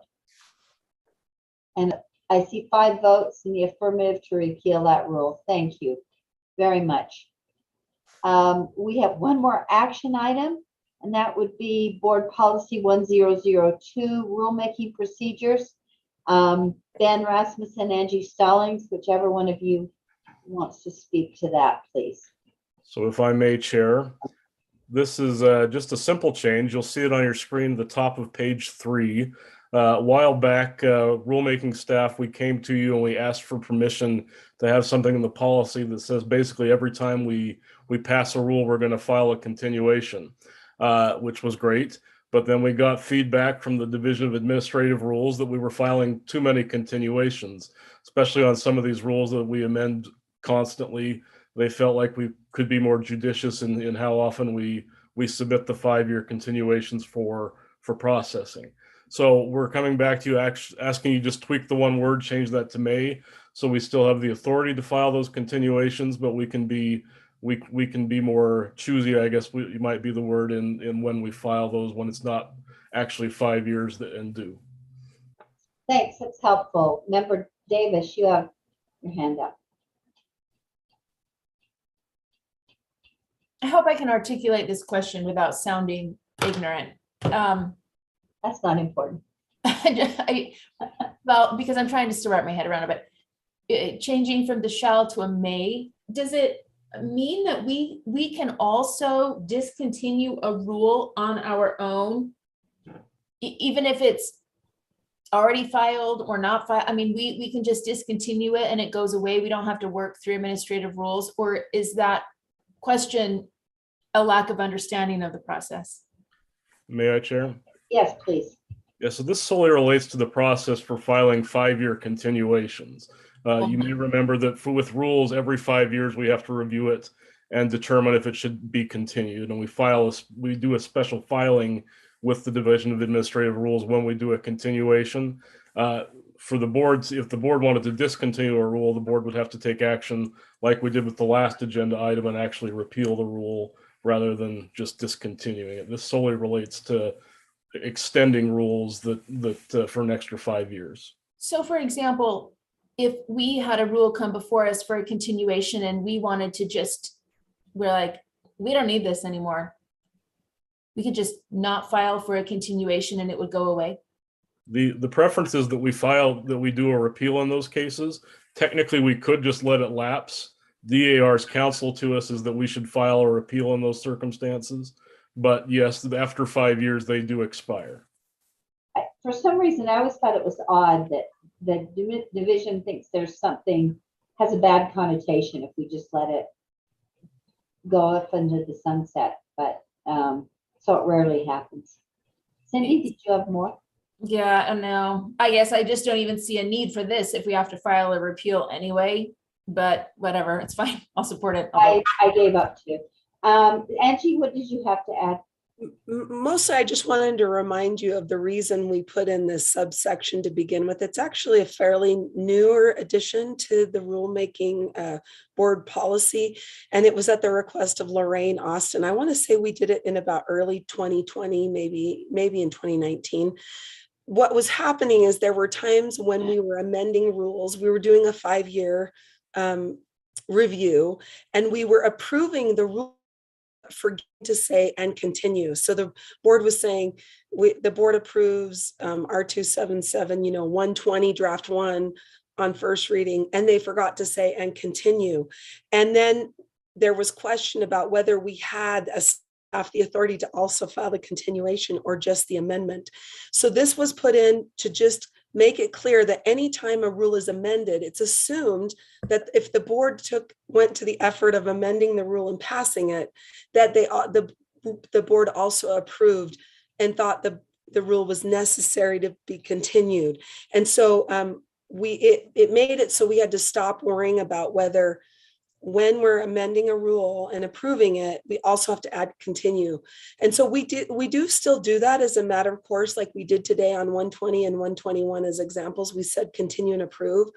But really, per this board policy, if you had just approved draft 1, as because it had amendments in there, that the board was giving staff the authority to file the continuation as well. What was happening, as Ben mentioned, let's give a rule as an example of 419. In the last like 4 years, we've amended it every single year.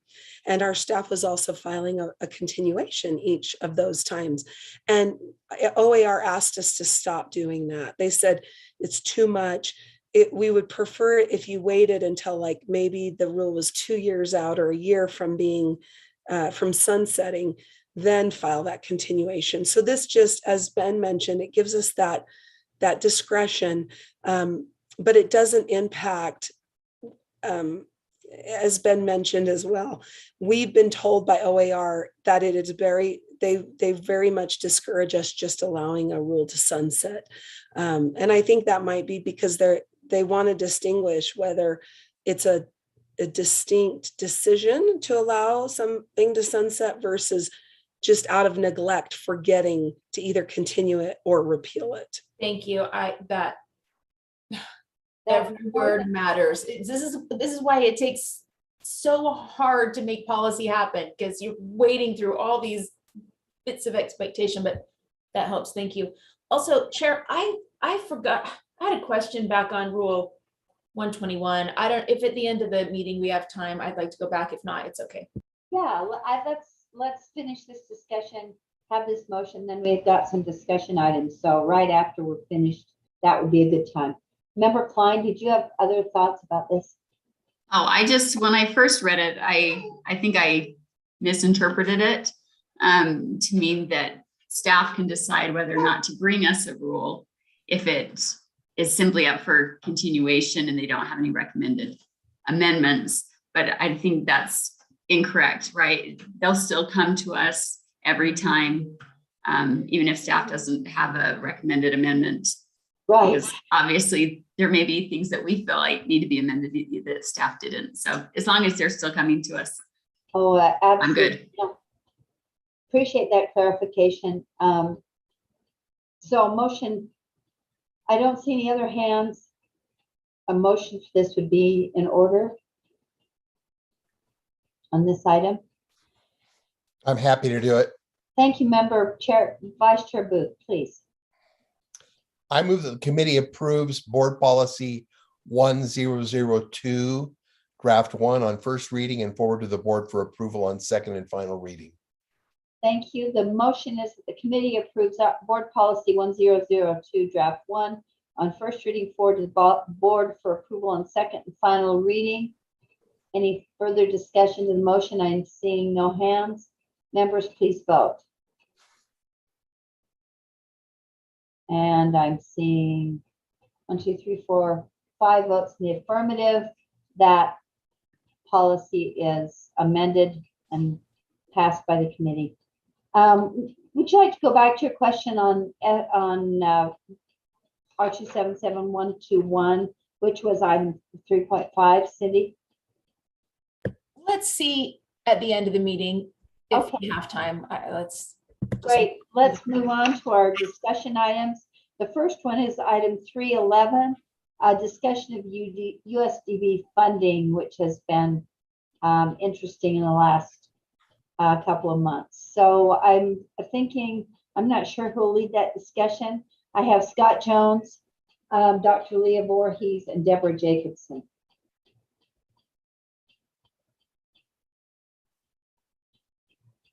Nobody is jumping. I'm happy to start, Chair. Please go ahead, Leah. Thank you. Leah Voorhees, Assistant Superintendent of Student Support. And for the purposes of this discussion today, also your State Director of Special Education.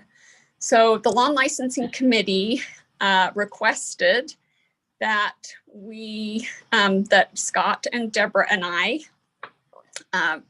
come back to you this month with some ideas about how to respond to questions that you have been receiving regarding the funding at USDB, specifically the 3% rule, which as a reminder is if a school district, or an LEA actually, but we're talking about school districts in this percentage, if a school district has more than 3% of the total student population, then they are not eligible for free services from the Schools for the Deaf and the Blind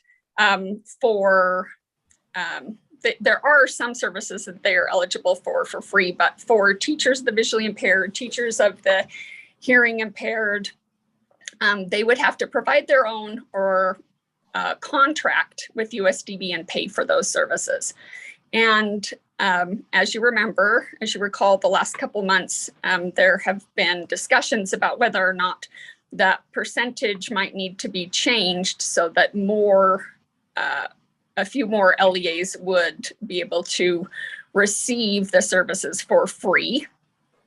Then the second question was the governance of the Utah State Instructional Materials Access Center, which is the Braille and large print producing center that you as a board are responsible for, that you have designated that I am the liaison to, but that is housed at, it's a lot of prepositions, at the Schools for the Deaf and the Blind.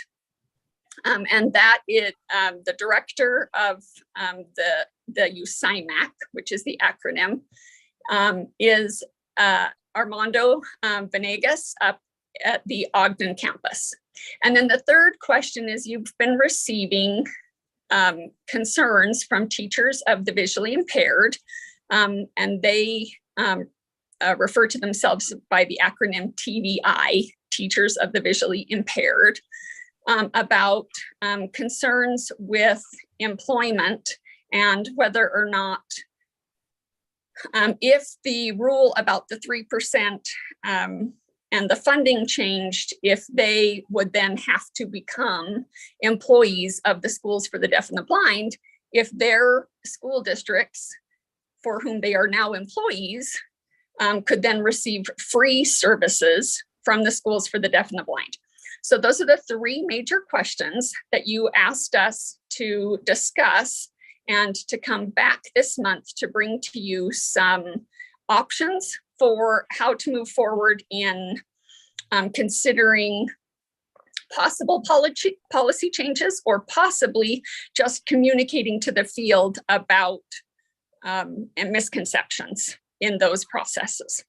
So we have met twice internally and included Director Rasmussen and discussed these particular issues and what has happened the last couple years related to each of the three issues. So I'll give a brief overview, and then if Scott has been able to join, if Deputy Superintendent Jones has been able to join, he can talk about his part. So I have met several times now with. Can I stop you for 1 sec? And I'm maybe I didn't catch it. The USIMAC issue is, should it remind me what's the issue related to USIMAC? Oh, thank you. Sorry, Chair. Yes, thank you. Okay, so the issue is twofold. First of all, there are concerns that because the USIMAC is housed at USDB, that USDB gets preferential service from the USIMAC, and that school districts are on the priority list. School districts and charter schools end up lower on the priority list than USDB when it comes to the production of Braille and large print materials. Okay.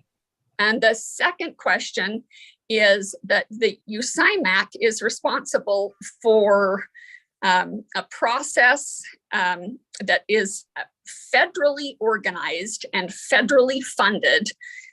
The American Printing House for the Blind in Louisville, Kentucky, produces resources for the blind and visually impaired for every state and territory in the nation, educational materials, resources, content.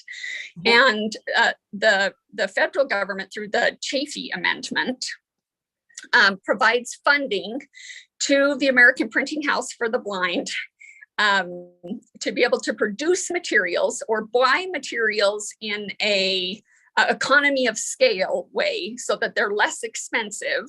And then states and territories can then, based on the number of students in their state or territory who are blind and visually impaired, can then purchase, although no money changes hands It's just they give us a figure that we can spend, and the APH then sends us those materials.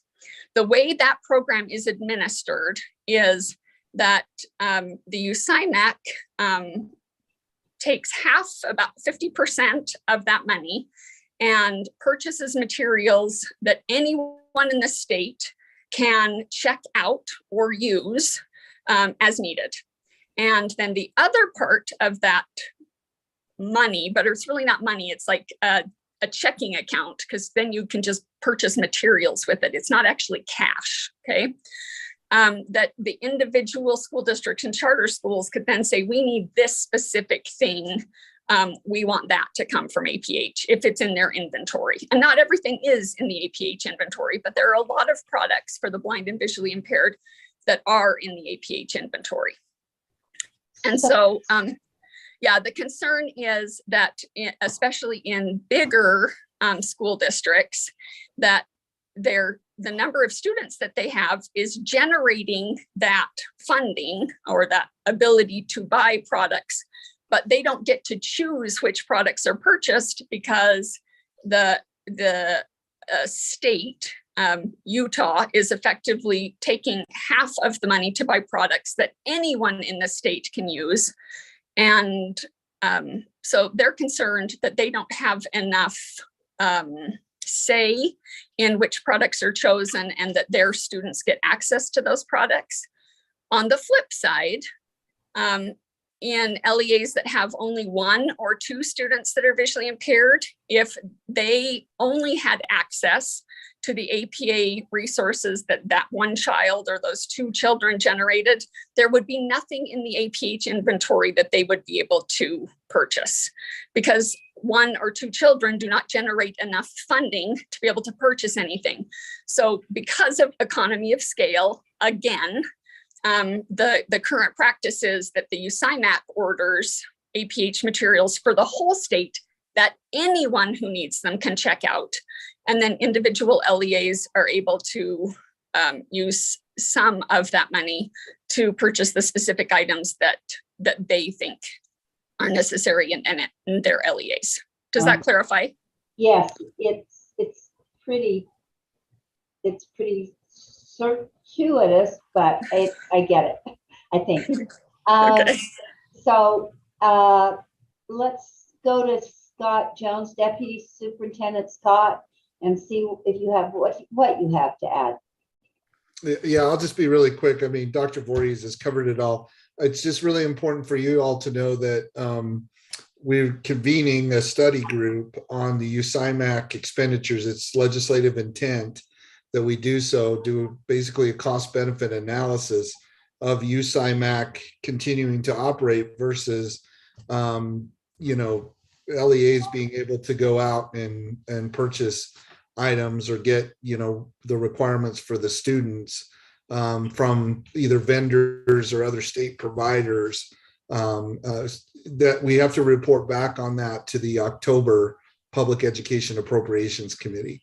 So over the course of the summer here, we'll be developing that. We'll keep you and the board informed on the outcomes of that study. So we're just starting those meetings this month. So subject to any further questions or concerns, that's my piece. That's helpful. And I'm not sure where you wanted to start discussion or if we just want to entertain questions. Let's start with Member Davis, and if members have more questions on any of these 3 areas, please bring those in, and then if we've left anything uncovered or undiscussed, then we'll come back to it toward the end, and I maybe appreciate a summary. And I also want to say we welcome Superintendent Joel Coleman, who's in the meeting also to discuss this with us. So with that, Member Davis, what are your issues or concerns or questions? I have questions on a few different things, but so they take half of the money to order for the whole state to be shared and housed at USIMAC. but the other half of the money goes directly to LEAs. I assume it's allocated on a per capita type of a basis. And if so, why can't the LEA order directly through the company? Why do they have to go through USIMAC and then order the things that they want, put it in USIMAC, check it back out from USIMAC, send it back? I mean, it just seems like the 50% takes care of the equity issue. Why can't they streamline the other? Okay, good question. Scott, Leah? Chair, Yes. I respond. Yes, please. It's one important thing to consider it and to understand is that APH funding is supplemental. The LEA is responsible to provide a free, appropriate public education. So the LEA is responsible to provide for all the equipment, all the materials, all the content and the services and supports that a student that is blind or visually impaired needs. And the Department of Education provides this funding for states and territories to access, because of economy of scale, at this national center clearinghouse, the American Public House Printing House for the Blind. But those materials, that equipment, in almost no case would provide all the services and supports that a student that is blind or visually impaired would need. So it's just supplemental. So to the beginning of your question, Vice Chair Davis, yes, the LEA would need to, in almost all cases, would need to procure some items, at least on their own. And they can do that from APH. They can do that from other vendors. You'll see this afternoon, this afternoon in the USDB meeting that we did the same thing when using the ESSER funds to procure braillers. We got a bid from APH, but we also got bids from other vendors to be able to procure those braillers. So yes, they certainly can, and they do get other equipment. So this funding is just supplemental. But then to the checking out as well. So USIMAC, everything that USIMAC does, it does not interact with APH. That the APH funding is a very small portion of everything that USIMAC does. So the USIMAC receives funding from the state, and the USIMAC receives funding from the IDEA. We transfer it from our IDEA budget to the USIMAC to produce materials for students who are blind and visually impaired on a request basis, and APH isn't ever involved in that. And when that happens, if the USIMAC has something available or has the preparation time needed to produce it, then the LEA requests it, USIMAC either procures it from someplace, some other library, or possibly the APH, or creates it, sends it to the LEA. And when the LEA is done with it, when the student no longer needs it, they send it back to USIMAC so that another student in the state can check it out. So the USIMAC does a lot for the state, some of which has to do with APH, a lot of it doesn't. But then LEAs themselves can do all of that if they so choose. They have to provide faith. They can use USIMAC to help them, and almost all of them do. And they can use APH to help them. Does that help clarify? It does. It just doesn't. I mean, for those that are we're talking about like the 7 large LEAs, it's still, they're always going to have students that need the materials. And so it seems like a rigmarole to order through USIMAC, get the materials, I don't know. It just seems like they, on that portion of the supplemental, should be able to just order straight through APH and keep And I understand the bigger supplies like USIMAC, but, and maybe this has been taken care of, and maybe Dr. Voorhees, you can help us, but so what we've heard in the past is that, like, for example, they'll use a brailer for the school year, return it for the summer, take it back the next year. But I think they were working on fixing that problem. Do you know if that was fixed, where they don't have to return it at the end of every year and then recheck it out? Or Yeah, inventory it, or whatever the reports, Right. and paperwork and all that every single year? Yeah, they send in a report that says this student still needs this, so that it can be rechecked out. Yes. I mean, is that necessary? I don't know. It seems like a lot to do that every single year if you know these 7 LEAs are going to be using it year after year after year. But if there are ways we can streamline that, maybe that would be something to look at. But I have another question about the money, but I see some other hands up, so I can wait. Let me go to Scott and see if he was adding to this. You sign that discussion and go ahead. Yeah, Chair Laird, just real quickly to Vice Chair Davis's question, that's part of the scope of the study for USIMAC, is to answer these questions you have, just for added emphasis. Thank you. And Cindy, so let me go to Matt and then we'll come back to you for other questions. Matt? Thank you. I appreciate the work that has been done on this. I know when it was brought up, I had a few questions, and I don't know how extensive the research went into this, but Dr. Voorhees, if you could answer just a couple of questions. Last time this was discussed, there was big concern about raising the percentage. And so in your research here, did you see that is raising the percentage, would raising the percentage be as bad as it was thought out to be, or are we in okay ground there by raising the percentage? Can you enlighten us on that? Thank you. Yes, Leah, please. Thank you, Chair. Yes, so I don't think there's a definitive answer to will it be as bad as some individuals have had concerns about. I do have information to share, however. So I've talked to several special ed directors that were in the LEAs that would that if the percentage was raised, so more LEAs were eligible to receive services, to find out how they felt about them. And of course, from my perspective, I'm talking to special ed directors, and Deputy Superintendent Jones can speak to speaking to the business administrators.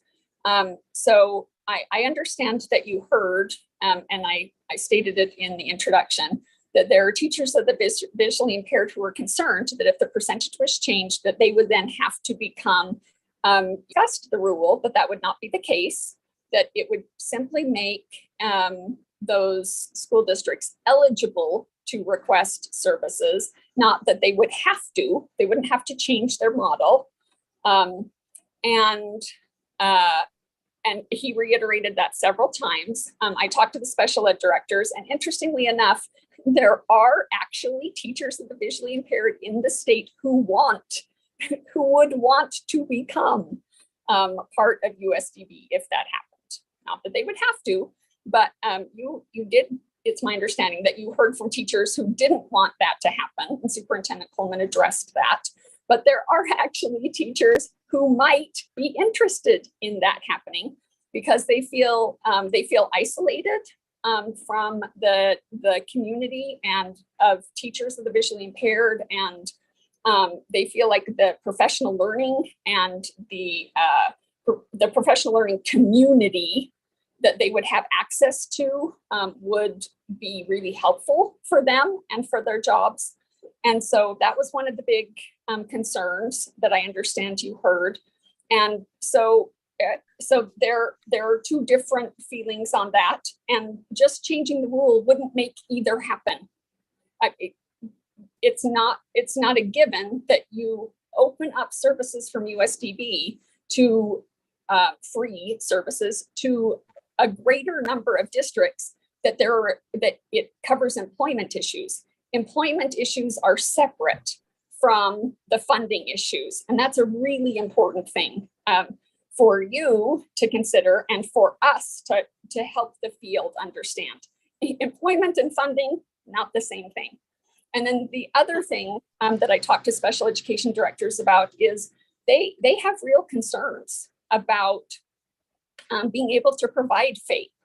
And one of the reasons that they either asked their superintendents or their business administrators to talk to Superintendent Coleman and the Schools for the Deaf and the Blind about changing the percentage was because of the whole idea of economy of scale.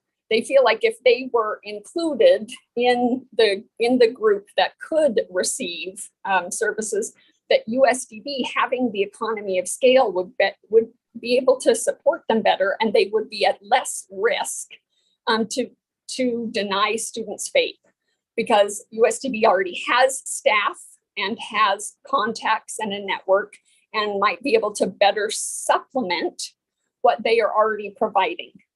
And so that was one of their, they really felt was the upside of you considering changing the rule. Again, that would be separate from employment issues. The downside, and Deputy Superintendent Jones would speak to this, and the work group, the task force that he's talking about, would be looking into this. The downside that I heard from some stakeholders was that those districts might then be double dipping, because they would still be receiving state funding, and now they could get free services from the Schools for the Deaf and the Blind. That may be true, but at the same time, if the purpose of the funding, whether it's coming straight to the LEA or through USDB to the LEA, is to provide FAPE, and if we are accomplishing the goal of ensuring that students that are blind and visually impaired receive the services and supports on their IEP, we're accomplishing the goal. Whether the money goes straight to the LEA or the money goes to the LEA and through USDB, we're still accomplishing the goal. So again, you can look at that two ways, but from my perspective, as your state director of special education, providing FAPE should be the fundamental concern that we are considering. Does that start to address your question?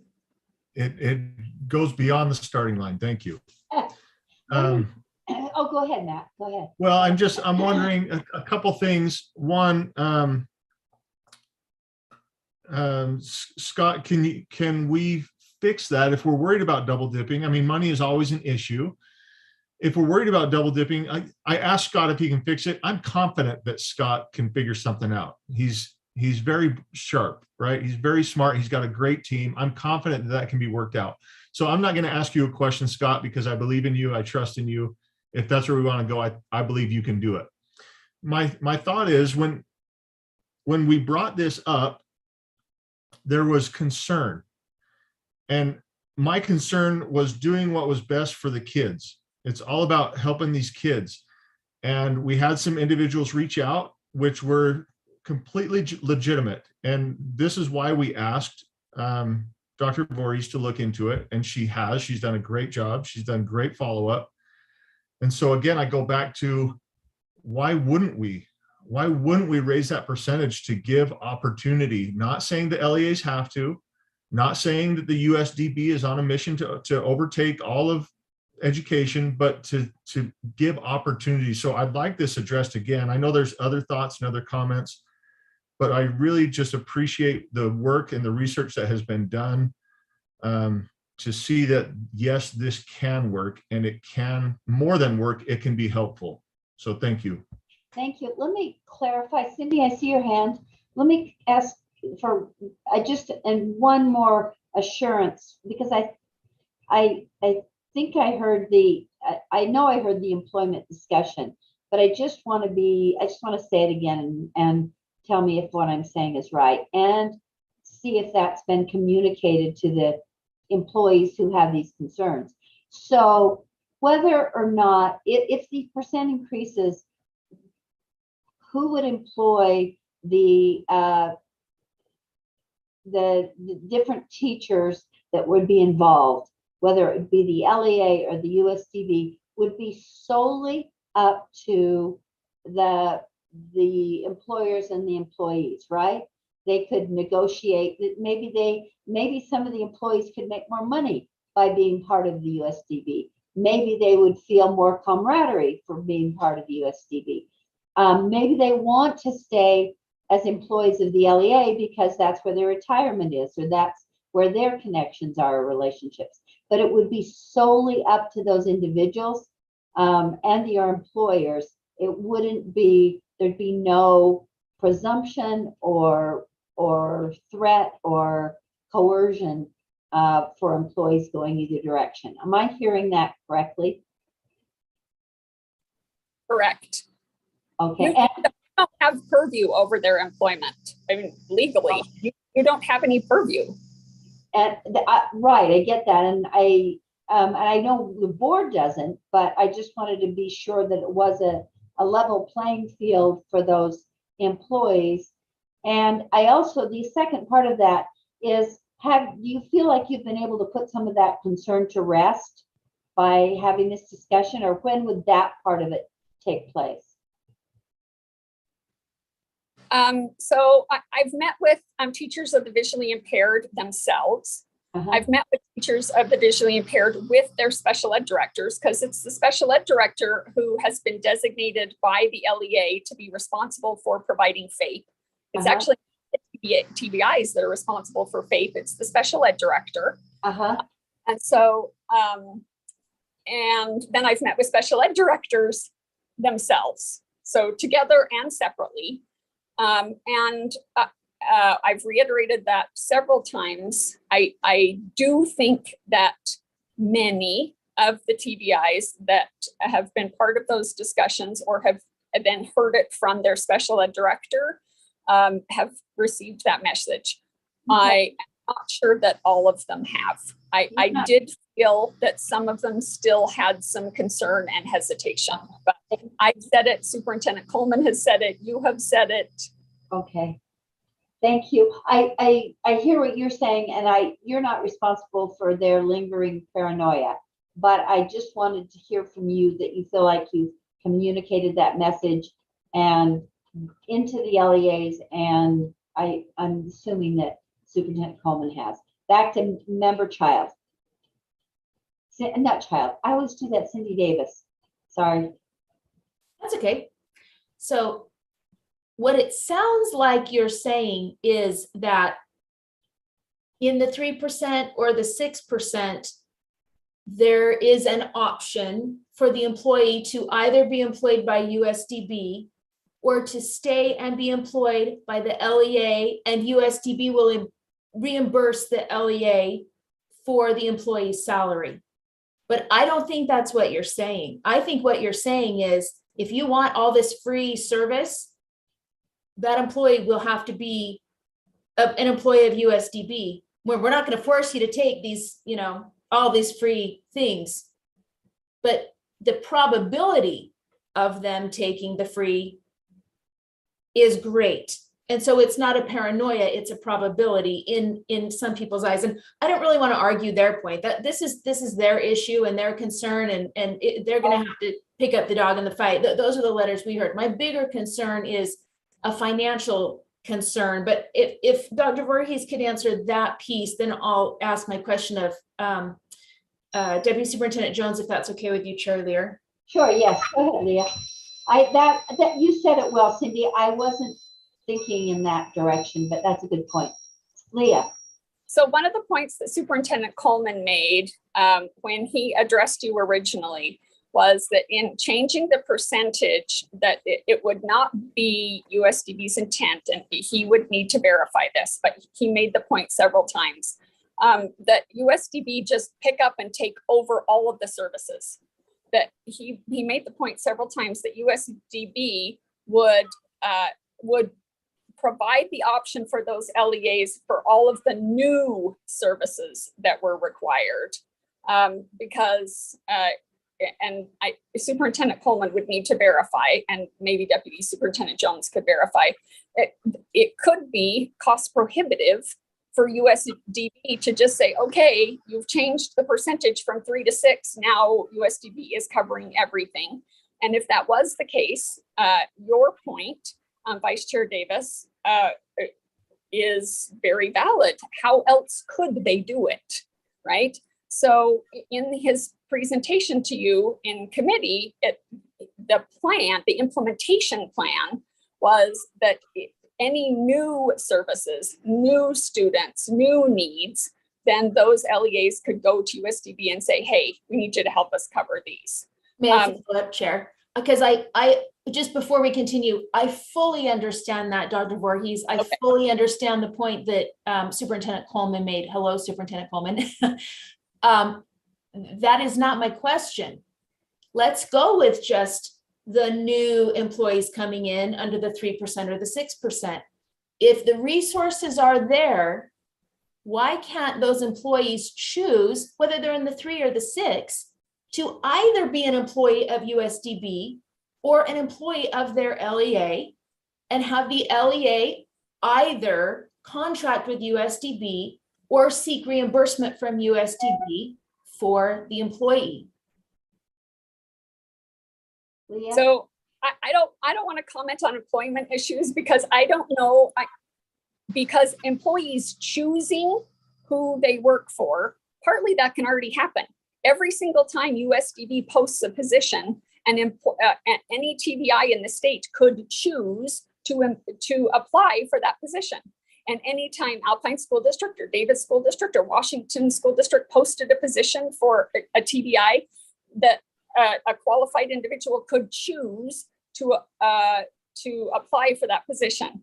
But what I don't feel confident in the law or in the process to comment on is, would HR directors and HR policies allow, because of a policy that you make as a board, allow LEA employees and their negotiated agreements and their policies and procedures allow their staff to choose whether or not they wanted to then all of a sudden become USDB employees. But your idea about USDB and LEAs working to contract with each other is certainly possible. It's happening now. So that can certainly happen. It's happening with interveners, but is it happening with TBIs or anything else in the 3% or the 6%? I mean, I know there's precedent with the interveners, but could that be extended to the TBIs? I don't see why not. I think Superintendent Coleman and HR directors would have to comment on that, but I don't see why not. Yeah, I see what you're saying now, Cindy. I'm sorry for being dense. Superintendent Coleman, I mean, is that a possibility? I mean, honestly, I'm trying to get to what right looks like here for everybody and put this thing to bed so we don't keep having these, little upheavals come all the time. But focus your question a little bit, Cindy, to Joel, who, yes, we'd like Superintendent Coleman to respond if he'd like to, but to focus that a little bit, you're saying, could USDB reimburse LEAs or employ LEAs at the discretion of all people involved? In the 3% rule right now, currently, could that be an option? If it could, it might make it more palatable for the 6% option, but I think we still have some financial issues to work out with that, but it could at least address that one piece. So the question was, could USDB pay the districts for something? I don't understand why that would happen. If the resources are there to provide these free services for the districts or the charters, can the employees choose to either be employed by USDB and the district pulls that in, or could they choose to be employed by their district and have the resources at USDB housed there reimburse the districts for the TBI. If they would rather be on that lane change scale and that pay scale and retirement and all that. Well, retirement is state, but. Oh, I see. Yeah, I think that's a pretty complex HR question, and it doesn't seem like it would make sense at that point. Employees can already decide who they want to work for, and the LEAs control all of this. They are responsible no matter what. They just have USDB as an extra resource sometimes, and so getting that complex with the HR arrangement, I don't think would benefit anyone, especially there's a lot more on the HR side that's probably beyond the scope of this committee conversation to answer that question fully. And I don't think I would be the best one to do that. Then they'll never, then if those employees want to be an employee of the LEA, those students will never benefit from the free resources. It's really holding hostage a little bit. If they really want access to the free resources, their new employees coming in will all have to be employees of USDB. But I see what you mean. The free resources, that term is a little bit challenging, just because what it is that you're talking about, the free support from USDB, and like a TBI. Yeah, a TBI or whoever. We can contract with any of them, and we just don't have to. We just don't have to charge them if they're below whatever threshold you set, and the fringe on top now for the others. So I don't know. I'm not really prepared to answer that question about what could the actual HR arrangement be between USDB reimbursing them or them. That we have never considered that to this point, and so there might be things I haven't considered yet on it. And I just think on it a little bit, because there is precedent with the interveners. If we could just maybe mull it over a bit, but I have another question. I mean, I'm sure anything's possible, but we don't want to get in the situation where we're asking for more money for anything. That was the idea behind this, because you've got a built-in conflict between with LEAs between providing services and spending money. And so that's why this proposal, even though it didn't come from USDB, we said, sure, we'll support it. In hindsight, I probably wouldn't have, because it's raised all sorts of criticisms that weren't not even necessary. But having said that, the reason we said yes is because we didn't even request extra budget money. This is a tiny amount in the margins. And we're saying, if we have the current capacity and we can throw someone, you got a new student and they just need an hour a week or something, we could throw that onto our caseload. This is not meant to be full FTEs and to get into employment issues. That's far beyond the scope of this increased from 3 to 6% for additional services that we had supported in the rule that was proposed. And to your point, Superintendent Coleman, if there were, 5 kids that needed 2 hours a week or whatever, it would be an assumption, if an idea like this were able to happen, that there would be a base rate reimbursed by USDB that fell within your budget, that you would never ask for more money because someone was on a pay scale that was higher than a USDB pay scale. The local LEA would have to pay that difference. But in a more general, if they want to keep that employee that wants to stay part of that district. But Superintendent Jones or Deputy Superintendent Jones, Chair Lear, can I ask a question of him? Yeah. Please, I just wanted to, before we leave that completely, I just wanted to about the employment. I lost my train of thought. I'll come back to that because I had another question related to that employment issue. I know what it was. I can see why those employees may want to stay with their LEA as opposed to change over, because they're maybe in a retirement step and lane process. They're or maybe it's just where their people are. But so I'm just hoping, along with Cindy, that maybe we can explore if there is some way to have a cooperative agreement that would allow employees to stay where they want to be employed. And again, because these are such rare, sometimes employees, I really want to keep them in the system and make it easy for them. Don't want to make it unreasonable financially, but I also want to see what we can do to be creative if it works better for employees. Now, so Chair Lear, I think what you said is great. Yes, the answer to that is yes. I might have not been understanding Cindy as well as I should have, and I apologize, Cindy, for that. But no, yes, anything can be worked out that way if necessary. However, I would reiterate, this is such a tiny little thing right now that we don't anticipate any employment issues playing in at all at this point from the rule that was proposed. We'll see. But yeah, just so we all have open minds about it. Sure. Scott, you wanted to ask Scott a question, Cindy, right? Yes, and thank you, Superintendent. I probably didn't communicate well, and Chair Lear probably was more articulate than I was. So never. Thanks for just helping us think through some of these questions. Deputy Superintendent Jones, can you help me understand? I spoke with you a while back, and you may remember this conversation, and you can correct me if I'm speaking wrong, but I asked you if the legislature provides an add-on for the special ed student, but then the services are provided by USDB, does the LEA give the add-on back to the legislature? And you had said, well, we didn't allow, when you were at USDB, there wasn't an allowance for these kind of double use of resources. But then you met with the finance director at USDB and said, I was wrong, that actually is happening at USDB. So can you help talk us through a little bit about where we are? Because honestly and truly, I hear what Dr. Voorhees says about faith, and everyone should have faith. But I hear what Board Member Hymas says about we want what's best for kids.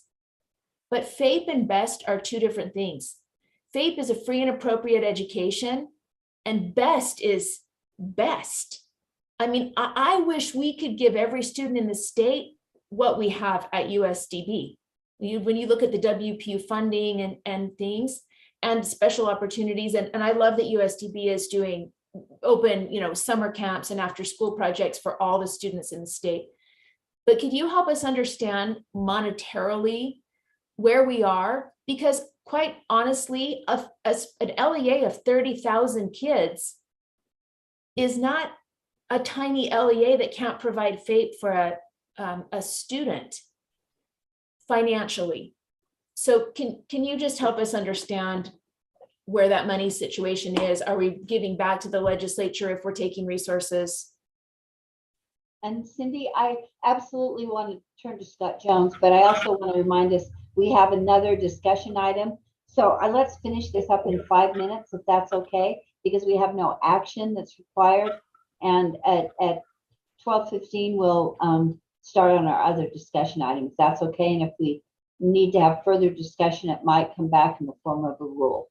So with that, Deputy Jones. Yeah, so thanks, Chair Lear. So real quickly, the answer to the question of do we give the add-on money back, the answer is no. I mean, we don't go student by student and say, well, you LEA were provided this add-on funding for this student, and then USDB came in and, they're funded with state money, and that USDB employee provided the service that, what we're looking more closely at, and, Dr. Voorhees, is the emphasis on the student's IEP and the services that are identified in the IEP, and then who provides those services is the cornerstone of determining where the funding, so if the service is provided by a USDB employee, right,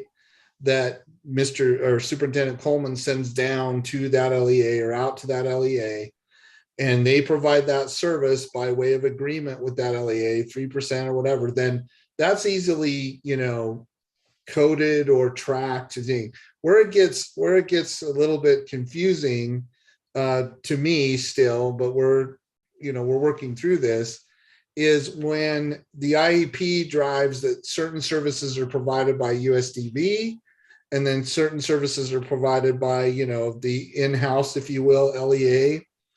that there seems to be some cross, and this is where I talked to Carl a little bit about this, about the difficulty of being able to break those out and say, okay, for 2 hours on this day, a USDB employee did it. They can do it. They do it. But I can see where there's confusion sometimes that's fostered from, well, okay, who's providing the service to the student? Are they a USDB employee? Is it part of the contract or agreement with them to do it? And then that fosters that risk of, the double tapping and things like that. So where we're at with it is just to further go in, and it has to be done on the eaches and by IEP of the student to say, okay, well, if these requirements is agreed to by that student's IEP are provided by USDB, who's the employee providing those, and how is that employee getting paid?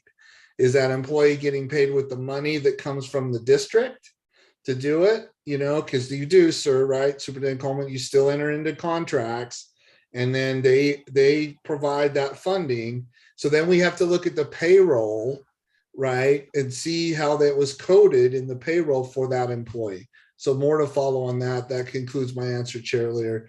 Hopefully I did answer her question. So more to follow. I might have one quick simplifying item too. Thank you, Joe. Go ahead. When USDB holds the IEP, we provide everything. Right. We're not talking about that. We're talking about the districts still, quote, own that child. They just have a little bit of USDB help here and there. And that's why it's not necessarily double dipping. Well, for that little bit, it might be, but they still provide the main teacher for the kids, all the other services, the classroom, the transportation, everything. So we wouldn't want that district to have to turn it back over. They're just asking us for the little USDB part. When it comes to a point where a student becomes a USDB student, then that changes the whole equation. And that's not anticipated in this at all.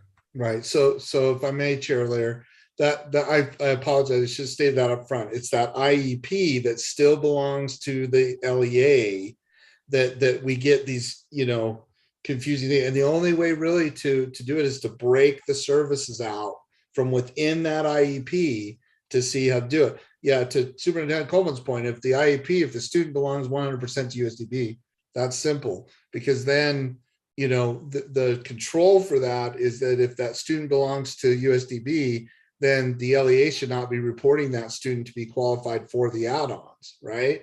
Because they 100% belong to USDB. Right. That's another situation that we're looking at closely too. So if we sample students that belong completely to USDB, and we take that student ID number, we can crosswalk that with the UTREC submissions and make sure that there's not that double dipping, because they're funded to take care of that student. Thank you, ma'am. 1 minute warning. Cindy. Hey, just so a quick follow-up. So I think everything you're saying is more understandable in the 3%, right?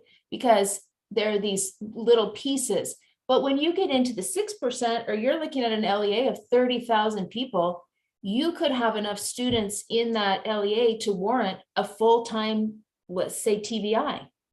And so you are looking at a whole FTE in that case. So I guess the question really comes down to that middle part between the 3 and the 6%. And does this actually mean, if there are extra funding, that an LEA of 30,000 students would be able to provide FAPE when they otherwise wouldn't be able to provide FAPE? And if the answer is no, they probably could still provide FAPE, then those resources maybe should be spread out amongst more of the students in the state rather than just in between the 3 and the 6%. And these are just questions I'm asking that we look at during this special study group task force that you're working on, Deputy Superintendent Jones and Superintendent Coleman. And I really do think there's a way to figure out how to use these resources, make sure that FAPE is provided, and then when we get to what's best for kids, make sure that we're looking at that holistically with the rest of the state. Right. That's what I'm asking. And it's more of a policy question, not just a clear-cut financial question. And I guess I don't see sometimes those services as distinctly quantifiable. Sometimes it's a little more blended than that. But I think we've started this discussion. I think this study group will go a long way in doing that additionally. And then I think the committee will have a chance to discuss the issue again. Is that okay? One tiny little last comment? Sure. I just want to thank Dr. Voorhees and Superintendent Coleman and Deputy Superintendent Jones, because I've had offline conversations with the three of them, and I've left every time going, there is more that I need to understand here. I am lacking in my understanding. So I may reach out again and try to gain a greater understanding so that you can help me know if the things I'm asking for are reasonable in the grand scheme. And I'm happy to continue those conversations offline as well. And I've had the same experience. Everybody's been very helpful when I've asked questions also. Thank you. Let's move on to our next item. Member, let's see, that was raised by, I think, Member Klein, but Ben Rasmussen is, I'm thinking is going to lead the discussion. Is that right? Yes, thank you, Chair. And I'll try and be brief because I know that we're short on time, but we wanted to follow up on some of the questions that we had last month about grooming and how that was being addressed by the rules. And so I just want to kind of walk through a little bit about how UPAC approaches cases that might be related to grooming or appear to be grooming. So for a while, UPAC had an actual definition of grooming that was contained in our rules. And this was the language that we had in our rules. If you can see that on your screens, it says that grooming means befriending and establishing an emotional connection with a child or a child's family to lower the child's inhibitions for emotional, physical, or sexual abuse. This was, as I recall, a definition that we gleaned from a program called Darkness to Light that had provided training to UPAC about 5 years ago on things to look for in reviewing teacher cases for grooming. And this was their definition of grooming, or at least this was something that we modified from their definition of grooming. However, later we had our UPAC task force in about 2019, and ultimately our task force decided to repeal that definition of grooming. And we also had language in our educator standards that specifically prohibited grooming of a student or minor by a teacher with an educator license. The task force had some concerns about using the definition of grooming. They felt that grooming was hard to define. They felt it was also hard to prove. Under our definition, the one thing that we have to prove if we try and hold a teacher accountable for grooming is intent. And intent requires a lot of evidence, and sometimes it can be tricky to establish. So the task force felt that maybe this wasn't the best way to approach this. And I think what we've done is we've tried to approach this from a different angle in dealing with a focus on boundary violations. So boundary violation is currently the term that we have in our UPAC, in our educator standards, and that we have in our UPAC rules, and that we try and focus on when dealing with cases of inappropriate relationships between teachers and students. So boundary violation means crossing verbal, physical, emotional, and social lines that an educator must maintain in order to ensure structure, security, and predictability in an educational environment. So this is a situation where if a teacher violates boundary violations, it may not always rise to the level of grooming, but we feel that this definition of boundary violation is usually going to catch the situations that involve grooming. So we're trying to get to the same thing without doing it in the same words, if that makes sense.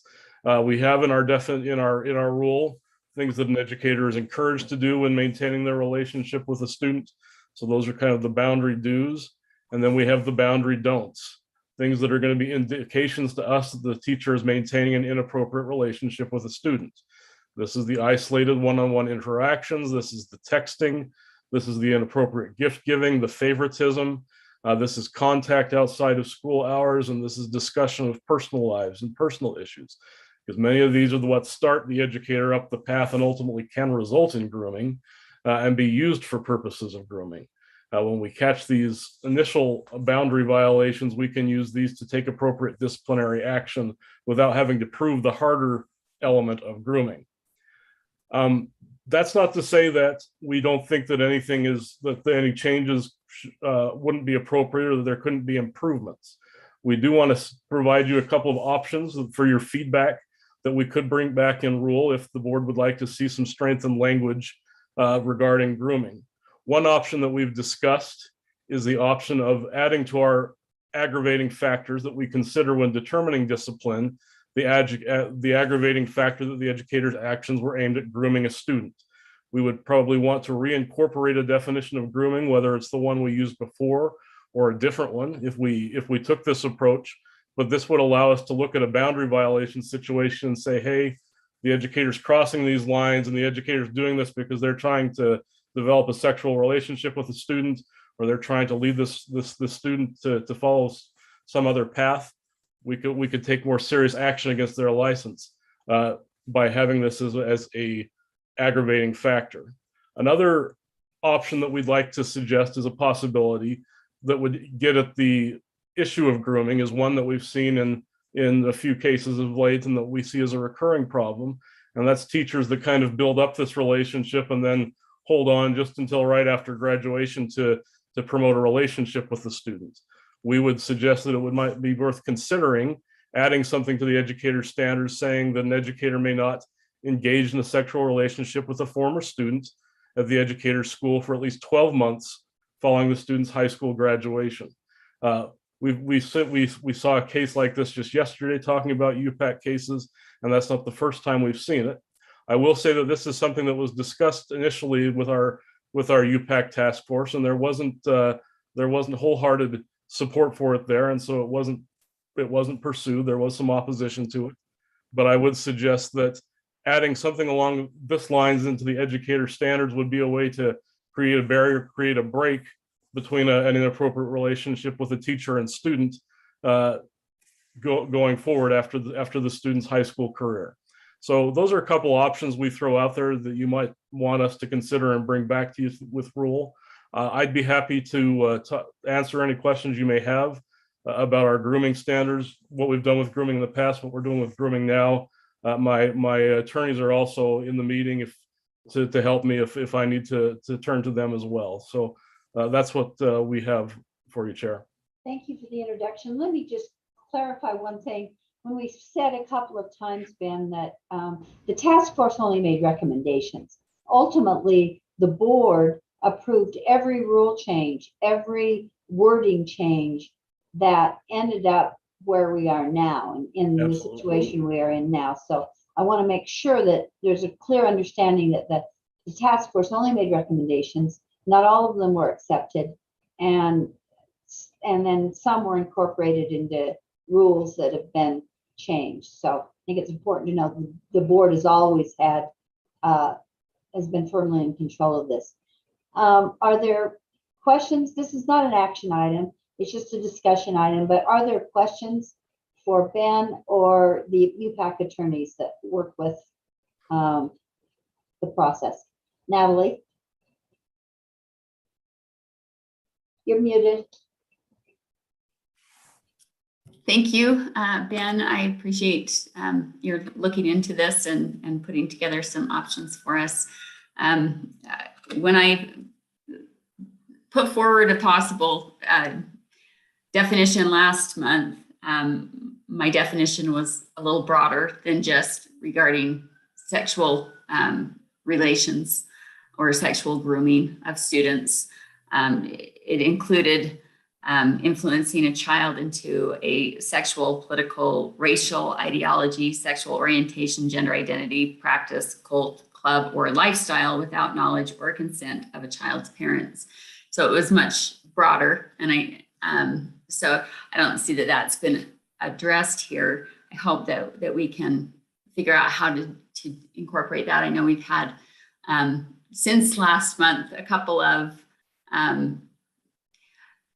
viral videos on social media of Utah educators that have, gone nationwide as far as their efforts to groom even fourth graders into believing that they're trans against their parents' will, by, proudly admitted by the fourth grade teacher, and until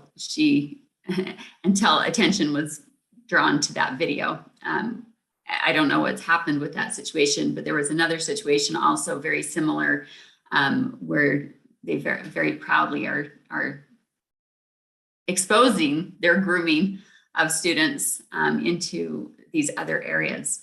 And so I did send an email to the committee members with just it's nothing I've put a ton of thought into, but just some other indications of grooming that we can think about, different ways that it can be recognized, that might be something we want to consider putting in. And they're not specific to these other areas that I determined or that I mentioned in my definition either. I don't know that there is a lot of information out there as far as these other areas of grooming. So, but regardless, I think our educator standards definitely need to address those. So thank you. Thank you, Natalie. Other comments? I have one. My concern, if that definition, and I don't know where the right line is to draw, and I certainly don't think an educator promoting those activities with an individual student or groups of students is okay. But I'm cautious about making that too broad of a definition, because we have so many small communities where students and teachers, sometimes students and educators generally, have neighborhood family relationships. And I think it's important that we acknowledge that and recognize that without alienating close family members or distancing close family members or situations when we have both the situation of smaller communities and a culture that frankly many in the state adopt, where young people work closely with adults in other situations. And so I think we need to be careful about interfering with those relationships. And it's complicated because sometimes parents are very in favor of those relationships, and sometimes those relationships get kind of dark despite the parents' approval. So that makes it extra complicated too. So I just want to be cautious about interfering too much with those family choices and those community and maybe religious choices, especially in communities that are might be closer knit than some of the more urban areas. So it's caution that I have on my own part. Matt, would you like to add something? Yeah, just briefly, I appreciate the direction that you're going, Natalie. I support it, but I do also raise caution. I think when we get too general, we start going into teaching, right? I mean, yeah, I get it. Mm-hmm. I groom my kids to learn and love math, right? That's what I did. And I hope I got there, right? And so I agree with Carol. We do have to be cautious when we get too specific, and I agree we can be more specific, but when we start saying exactly what can and can't be done, if a parent doesn't agree with the standards or the curriculum that the school is taught, is that going to be considered grooming, right? We have to be careful of what we're looking at when we use that and define what that means, because we develop kids all the time, mm-hmm. right? And we try to do it in a wholesome way. And so I just kind of add to what I believe Carol is saying, is that we have to be cautious with that definition. Thank you. Thanks, Matt. Cindy? Yeah, I'll just piggyback on that, and not just for policy making purposes, but for reputational purposes, because the traditional understanding of grooming is steps toward an individual inappropriate sexual relationship with a student. As far as I've understood it, always in the past in an educational sphere. So to your list of examples, I could say that would work with a cult, because there are these sort of, could be these individual inappropriate relationships if you get involved or move in to a cult situation. But on the other examples, it seems more like a promotion, a social type of ideological pushing or promotion. But when we say grooming, this teacher was grooming that student. I think she's sending inappropriate pictures, she's making inappropriate texts, she's getting too close. So eventually this is going to lead to touching or something inappropriate in the parking lot. And so when we say this just about teachers, I think we have to be careful, because immediately you assume they're doing something leading to that. Yeah. And I think, to add on to that briefly, grooming has a sexual connotation that just the allegation is almost deadly to a teacher. Whereas an allegation of promoting something inappropriately or doesn't have that maybe deadly connotation. So I want to be really careful about extending that connotation of sexual involvement to something else, which still might be inappropriate, but it doesn't have exactly the same meaning in people's minds. Natalie? So, I'm not advocating specifically for the definition I first put forward. That was quickly thrown together, just to get the conversation started, to acknowledge that these are issues that we are having, and we need to address them in some way, whether they fall under the umbrella definition of grooming or something else. These issues need to be, boundaries. We need to articulate boundaries around these in our educator standards, these areas to protect from that. Yeah, I think I can't remember off the top of my head, and I don't know that we need to just belabor it today, but I'm thinking maybe one approach would be to put in stronger language about promoting certain ideas with students rather than using that more toxic word grooming. I certainly want teachers to understand that's not okay, but I also don't want to over label, if that's even a concern, where that could do a lot of damage. So, but I absolutely think that teachers are not supposed to promote those things. And if our standards are not clear enough about the promotion problem, then we should make it clear. Other comments, Natalie? Did you still have your hands still up? Well, I'm just, the email that I sent goes into some of the key areas of grooming that don't necessarily have to relate to sexuality, and we don't have to call them grooming, but those key characteristics could be used in our educator standards to cover these other areas without calling it grooming, but the characteristics are still the same. Using these power differentials and secrecy and isolation, or using porn. Because porn is obviously used for grooming. Cindy, you're muted. I can see you're saying something, but I don't know what you're saying. So there's, what was that? I was agreeing. Oh, yeah. So we've got, there's just a lot that we could consider incorporating in simple and concise ways. So I would appreciate, being able to work on that together. Sure. That granted, and I guess the next step might be if you would propose a rule change or a more formal board discussion, that would then be communicated with other board members to leadership. Yes. And I support this also. I am just also cautious in this era of teachers feeling very attacked that we have this discussion with sensitivity toward that, and also with sensitivity toward a teacher's autonomy in a classroom, because that's which is appropriate, there just are not bright line tests for all of these things. So it's hard to advocate out of one side of our mouth for autonomy for teachers in individual schools, and then saying, oh, but wait, here are some standards that are pretty ill-defined, but we want to make sure you don't do this.